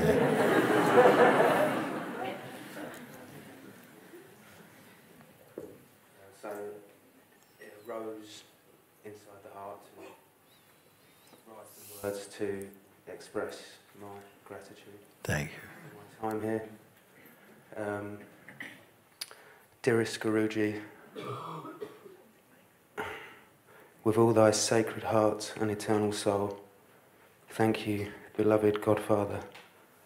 Oh, what blessedness, how auspicious am I, for you have broken Maya's spell and awoken me from her dream, and it's by your grace alone, Lord, that thy will be done. You have intoxicated my entire being with the purity of your love and holy innocence. I love, honour, cherish and I embrace you, Father, unceasingly. May your guiding light of truth and the majesty of your wisdom illuminate the heart of all beings, and may your sweet song of freedom echo for all eternity. Thy sacred heart, beloved Father, is a holy house of silent prayer, and in this hallowed temple I always sense your presence there. As I timelessly abide inside this infinite abode, I know now we are one. I know now I am free. I know now I am home. Home sweet home. For the love of God and the love of all as the one. Amen, Father. Hallelujah. Amen. Thank you. Oh, thank you. Thank you, thank you, thank you. Wonderful. Wonderful. How beautiful when someone has come here, and if you have to leave, you're leaving like this. You're not leaving, oh, I didn't get anything. No, you've come, you've put your time, your energy, you've really absorbed the best of what you found. That you can then write a letter like this. You can feel these words inside your heart. That is something.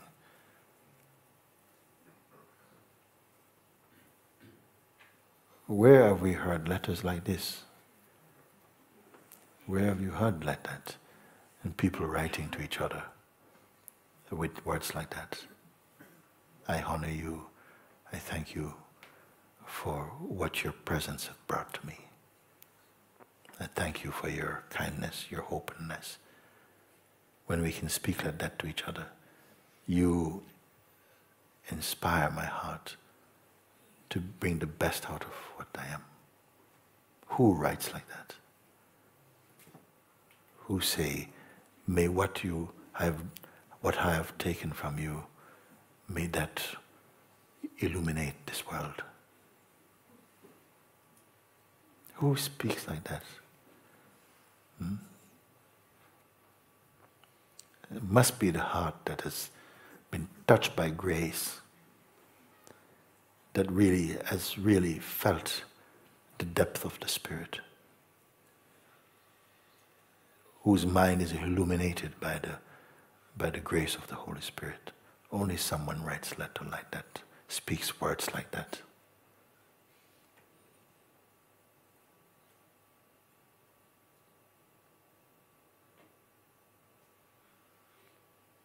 What has the worldly identity done for you? Of course, it is consciousness also. So there's always something good.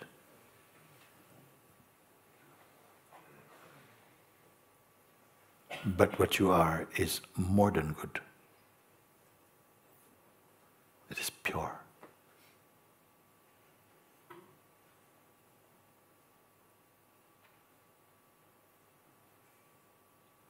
And it is to be discovered more and more.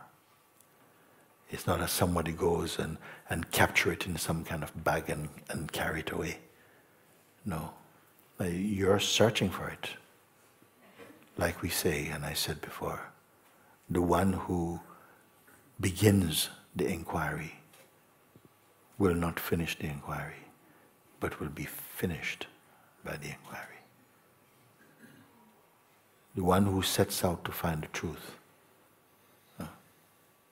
will not come back and says, I've got it here. No. They become the truth. Or I can say, they unbecome the untruth. Because you cannot become what you are. You can only cease becoming what you're not.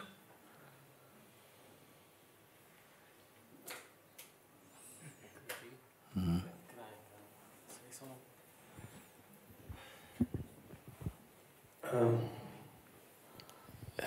What I wanted to say is, I felt maybe like sometimes I sit here in front of you, and it feels like I'm not really with you, you know. So I just wanted to expose this, and also say I'm so grateful to just, you know, to experience what you're saying, you know, to every day go deeper and deeper. And as you say, this love is getting sweeter and sweeter every day. You know? Yes. But that is being with me. Yes. Also. Yes, and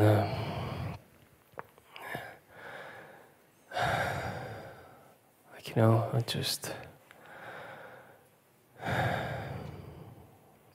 I want to tell you that I'm here for this 100%, of nothing else.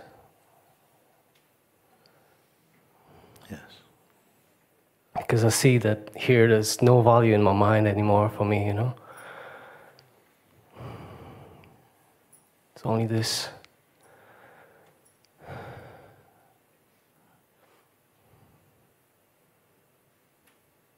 I accept. Thank you. Thank you.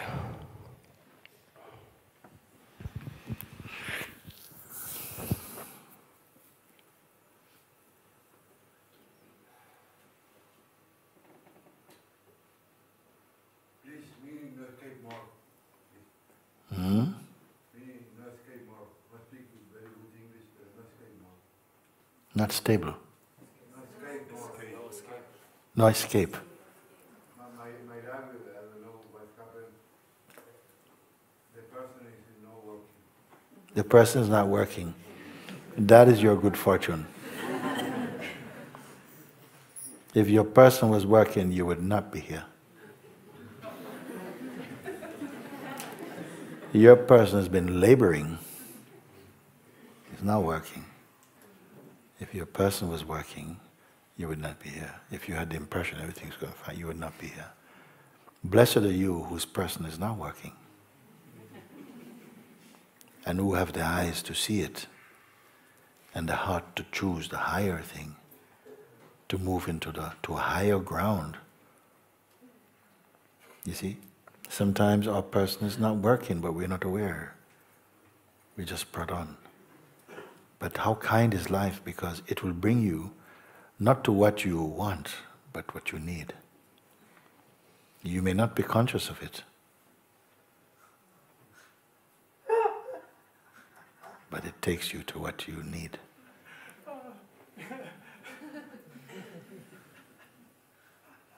You see?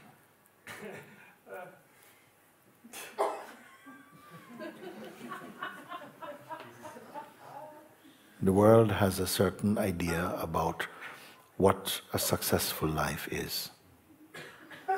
But a successful life in the eyes and the paradigm of the world that we know is not freedom. And it is short-lived. When you know and you can taste a little taste of the infinite, then you will not settle for the finite. Enjoy the finite for its momentary here and goneness, but don't be devoted to it. Find instead that which can never leave you. And then let what comes and go be free to move.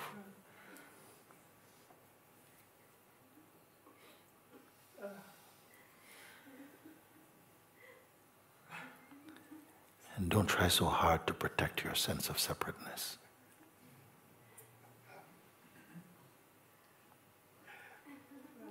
You can be separate from what is false. But don't hold on to any pride. It has never served anybody. It's a cancer that eats away at your chance to be fully alive.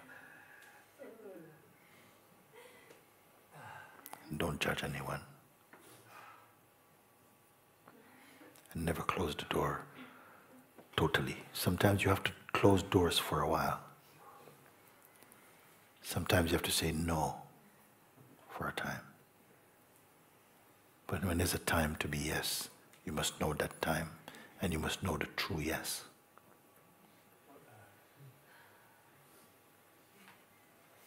There's a yes that comes from the mind and a yes that comes from the heart, and they're not always the same.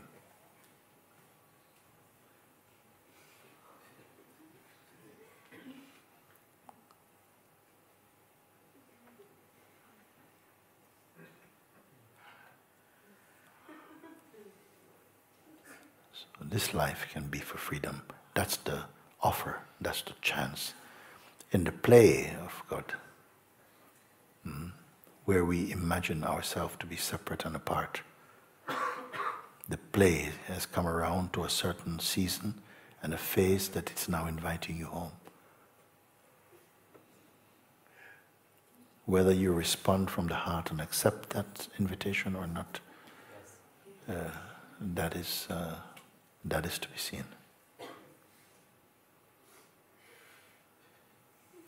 Thank you.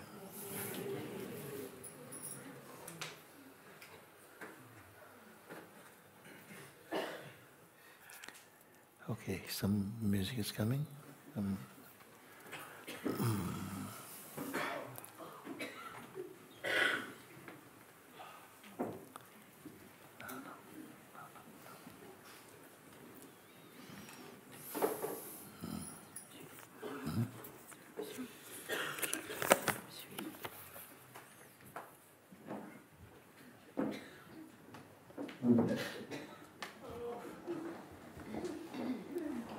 Guruji, people are writing in on the live broadcast asking for prayers.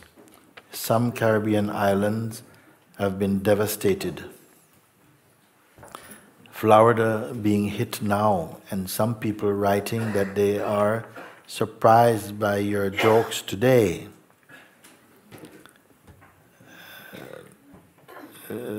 Sumantra texted me to let you know this is happening now, just to inform you.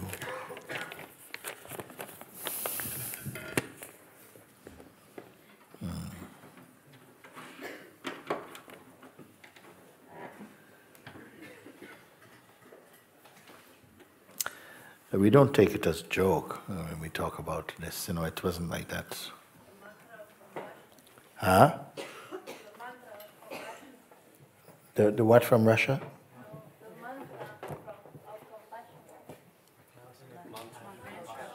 The mantra of compassion. No, what it says here is that Sumantra from the office texted that to let you know this is happening now. That I thought these are things past, you know. But anyhow, yes. So people are writing in on the live broadcast asking for prayers. Some Caribbean islands have been devastated. Yes, Florida being hit now. And some people writing that they are surprised by your jokes today. They shouldn't take that so serious. It's not like that.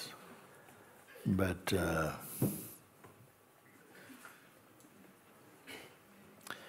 we have been receiving prayers from different people, and it has been already expressed in that way. So, if they take some offense, then I apologize for that. But it's not meant in that way. So, the prayers really is that, you know, that all this will subside anyway soon. What has to happen, in fact. The prayers is that out of this, strength will come, a deeper awakening in the hearts of people will come. I always look at life like that. That the greatest transcendence comes sometimes out of pain and out of difficulties, intense experiences. It really compels us to find what is real in the life, rather than just always only what is pleasant and is easy on the senses. So my prayer would be this, and is this, that there will be a little loss of life, because also the hurricane, from when we started to pray about these things, for the strength of what was happening in the Caribbean, actually surprisingly few lives were lost at it. But at the same time, that devastation took place, and in terms of the material devastation, and people lost their homes, and so of course people are heartbroken about these things. I can only say that, you know, that may great things come out of it, because that has been my experience, that great things can come out of it. I cannot just say, oh, I'm just, you know, may people get back all their things. May the services that are the government services work to put things to some kind of order and to support the people as they have the capacity to do. And may people grow from these experiences. Much richness has come into my life because of these situations and pains and the loss of friends and family and children and brothers and sisters and mothers and so on from my own self. So I know that it is a strength awaiting to show itself also. But yeah, very good. Twameva,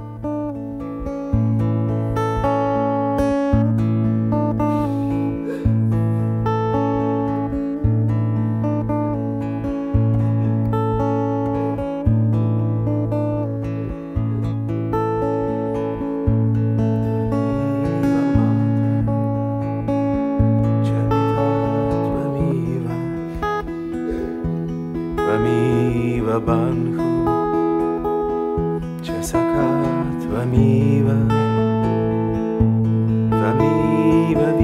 Sarvam, Mama Deva Deva, Twameva Mata, Chapita Twameva, Twameva Banhu, Chasaka Twameva, Twameva Vidya, Raviram Twameva, Twameva Sarvam, Mama Deva Deva, Twameva Matam, Chapita Twameva, Twameva Bandhu, Chasaka Twameva, Twameva Vidya,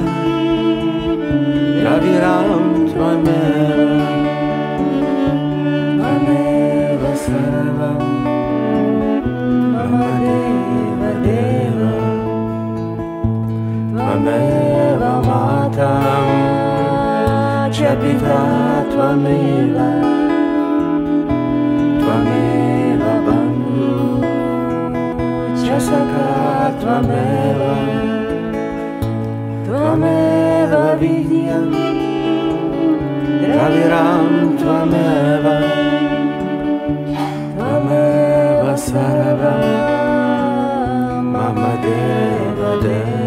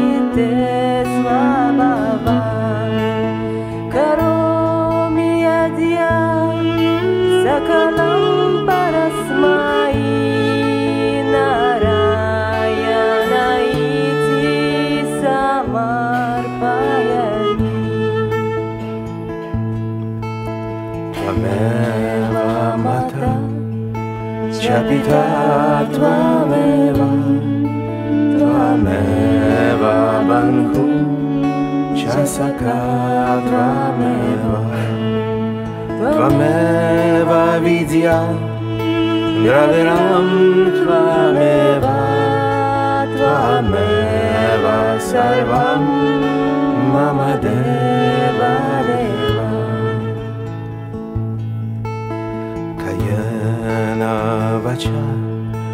Manasendriyarva Buddhyatmanava Prakitesvava Karomi adyat Sakalam parasmai Narayanaiti Samarpayami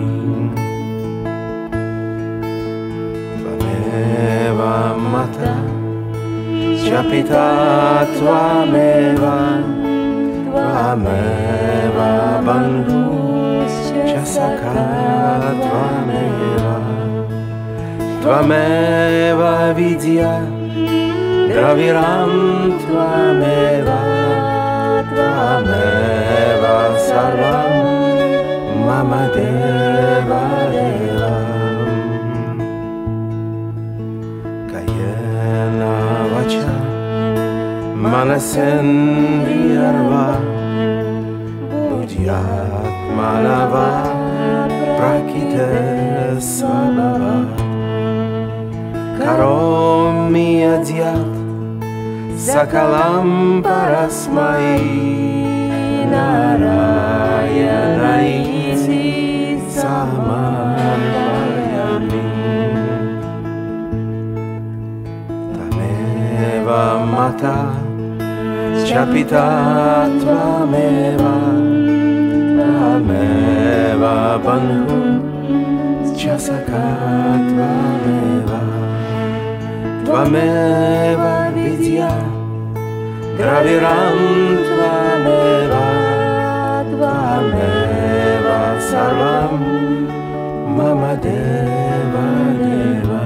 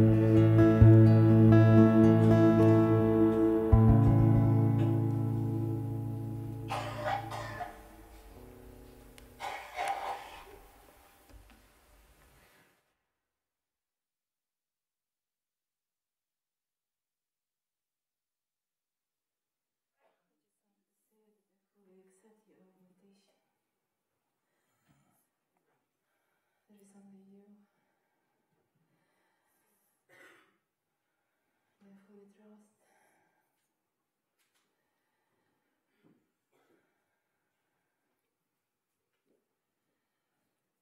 So much gratitude for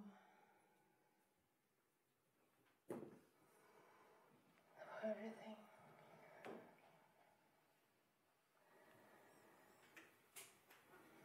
This is beyond the words.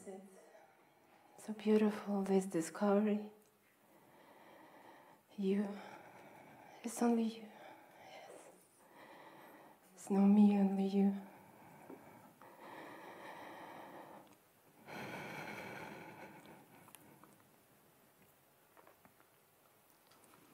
So beautiful is the invitation, so clean and clear,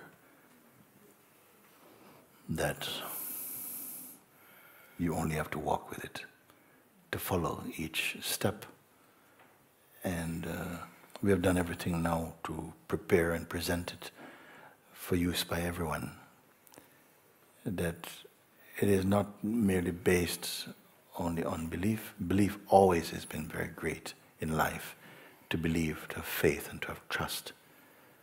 But in this expression of grace, it walks you through very, very clear steps.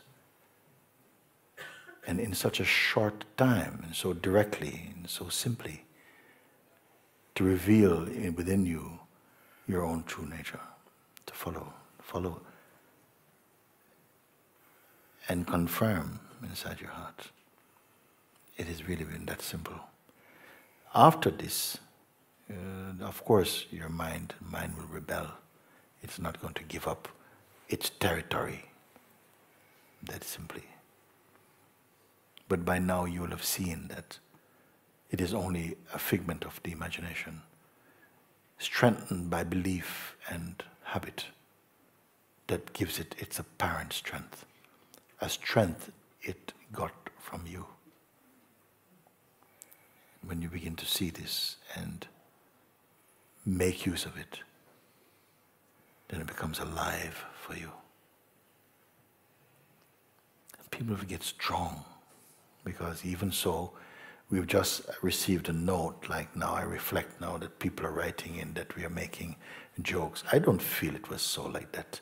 And if they knew, actually, what was really here and how much is really turned in terms of the attention and the heart towards what is happening, they would not take offense at what was said, because someone wrote that I hope your answers come before the hurricane, and this thing, is that going to give such big offense? I don't want to ever have to be so careful about my words that I have to think about everything I say, because my heart is clean for that. So if I am to be turned into some kind of, politically correct or spiritually correct person, I won't make it. You must sense if I'm true or not. And if I am coming from cynicism and I don't consider people's plight and so on like that, I feel it is quite a misunderstood just a statement to feel that, we are trivializing or making fun of this. This is a very poor outlook. And I don't want to do so much to appear to be defending anything. It was said like this, and I respond to the letters. I don't have a standpoint I'm trying to protect. My words flow very smoothly and spontaneously. I don't rehearse what I'm going to say. I don't rehearse any encounter with anyone. I trust enough in God and trust enough in the heart's truth to come as I am, every moment, naked and clear. And sometimes I may say things that people may take offense to them, but I can't promise I will stop saying, because it's not in my nature to be so careful. And if that's what I have to be in order to make you accept the truth that comes from me, then you're on your own. You have to be, we are grown up enough to know when something is an insult and to know when it's just lightheartedness. And sometimes you have to be lighthearted in times of tragedy, because that's what helps people to get through, because everything becomes so super serious, you know? But when tragedies like this are happening all over the world and nobody cares, but something touches America or United Kingdom and suddenly, you know, oh, how can we be like this? I live in one world and all the world is my family. And if I want to have a laugh at something, yes. And so if I have a laugh at something that sometimes has a painful side, that's just how it is. I'm real, and so are you, and I don't treat you as unreal. But sometimes it's like that. The words are expressed like that, because I don't rehearse what I'm going to speak. But nowhere inside my heart do I take the sufferings of people lightly. Otherwise, I would not be here. You see? And people actually sometimes, I see, you know, we continue to choose suffering. You know, we say, no, we don't. But when we speak, we can see where we also sometimes are endorsing states of suffering in spite of seeing what is true. So sometimes, you know, it is so intense and heavy. I have to joke sometimes to just have a bit of relief myself from this humdrum existence.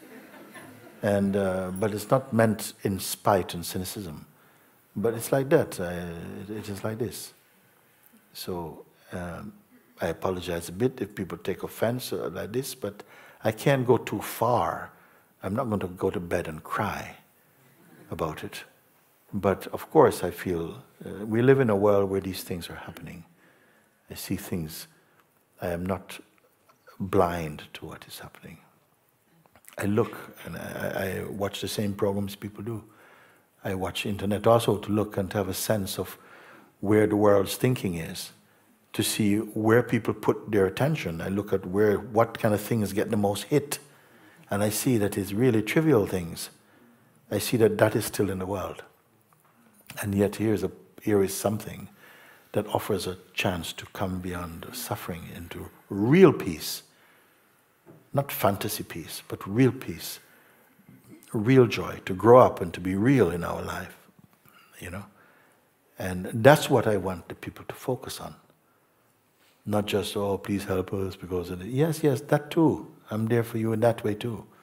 But primarily my way is to help you to see the beauty that is within you. And not just to act as a painkiller, but to be free completely from suffering. It's not a fantasy. You see, there's so many people in the world that think that these things are just fantasies. And we're here to prove, I say to prove, and I stand with this word, that the reality is far greater than your fantasy. And to put it into practice. Apply it, the words. Don't edit, don't distort what I say. It is simple enough to not make misunderstandings, to play into the hand of misunderstandings. That's where I'm at. But I don't want to be so careful. I don't want to be, you know, all neat and cute and say always the right things and powder my face before speaking with you. Because I can't, I'm not like that. So, yes, please. Come with this one, it's good.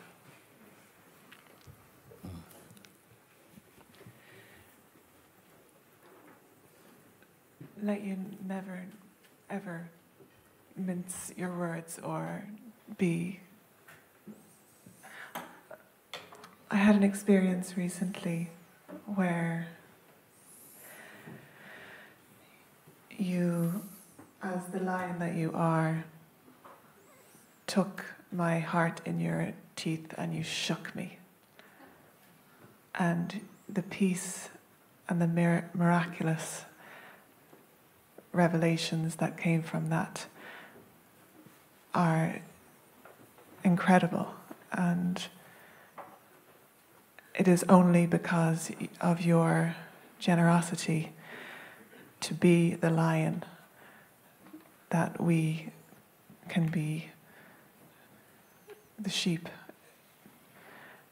And the feeling that came recently at that time was a sigh of relief, the way, and it felt this way, when a father has the courage and the authority to be the strength, be the authority in the truth. The child is safe and has the freedom to feel at peace. And actually, from my perspective, anything less than that is it makes the child have to be I don't know, the child should just be safe in her father's arms, and that is how it felt. So the strength of your uncompromising nature allows safety to be felt. Thank you. You know, I want to share with you, just before we leave, I know it's getting late now, but I think it's worth it. A story I heard from Papaji. And it said that a young woman was about to get married. This is in India. And it's very traditional custom, very traditional background. So there is not much background to the romance. It is already just that they've met, they've been introduced through the family, and they've met and they feel agreeable. They have they've met a few times, but in this short time, a tremendous affection has developed between the husband-to-be and the wife-to-be, young though they are. And so an arrangement is made for the wedding day. And this morning, the young bride-to-be has a few appointments to go to. One is the cake maker. She must visit the cake maker and to see that the cake is being prepared in the right way and it will be the right size and with all the right ingredients. So after this appointment, she must go to the dressmaker. And the dressmaker, she will take the last measurements and to prepare for the dress to be, to be all the right shape, the size, and everything is going to be correct because it's going to be such a wonderful day, it's coming. After this, she will go and see the priest and to rehearse the vows that need to be made before the wedding. And after this, finally, just somewhere after lunch, she will meet her beloved. And they will have coffee and they'll make the last few talks before the next day, which is to be the wedding. So you can imagine, she's full of the joy of spring. Her heart is full of anticipation. Soon, just another day to wait. Before they will sleep in the same bed and she'll wake up in the arms of her beloved. So she's completely intoxicated with anticipation and with joy and at what is to come. She lives in the forest. So she sets out to start their days of appointments. But as she's walking along this quiet forest on the way to see the cake maker, and she's skipping with joy, suddenly a ferocious lion steps out onto the road and is right in front of her. And his eyes are fixed on her. And he's salivating. And she's there. And in one instant, the cake maker and the appointment vanish. There's no cake maker. The next appointment, the dressmaker is gone. The next appointment, the priest is gone from her mind. Just her beloved is also gone. The wedding is gone. Priest is gone.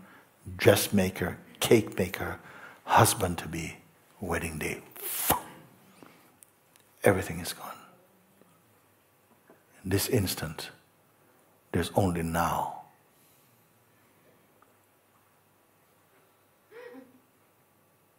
So Papaji say, welcome the lion on your path.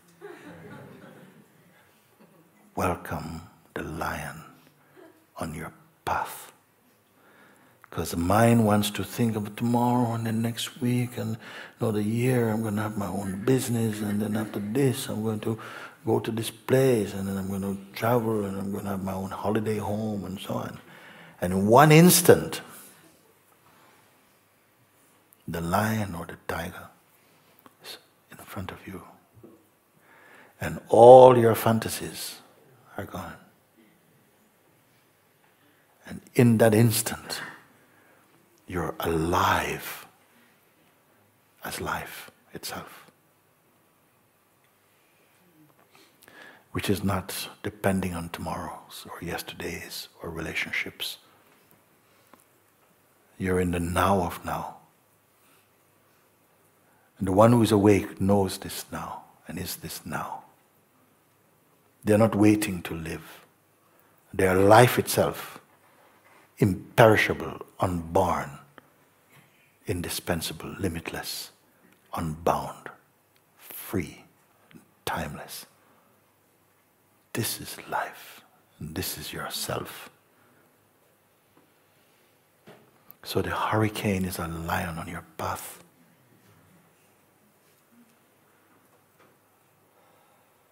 The mugger on the street is a lion on your path.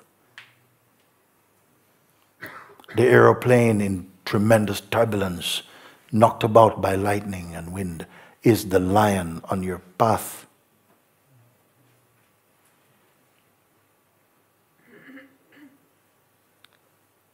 Some cancer discovered in your body is a lion on your path.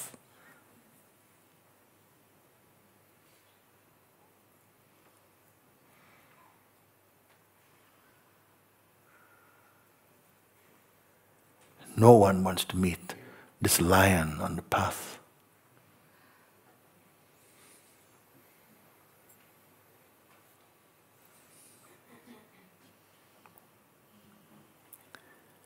You have come here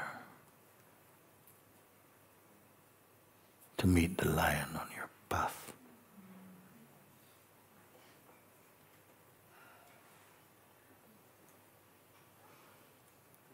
This lion does not eat tuna fish.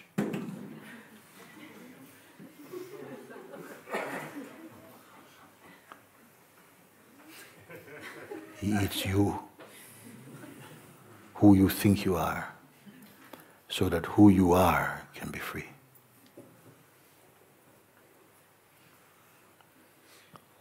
So grow up, but grow up now. Enough to stop regretting your life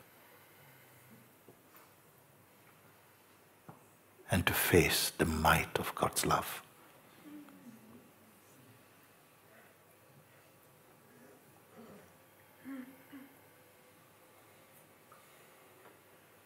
If it's not enough for you, you can run.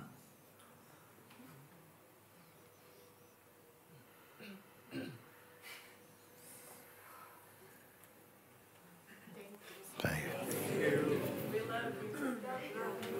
Love you too.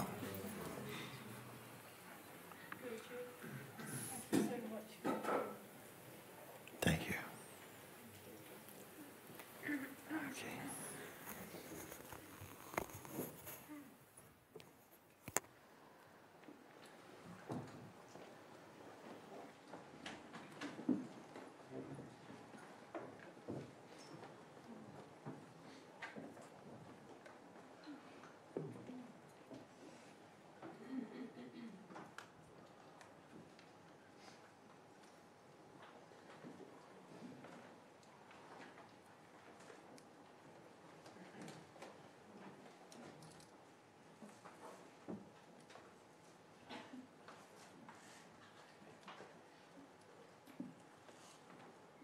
Babaji, your prayers are waking us up.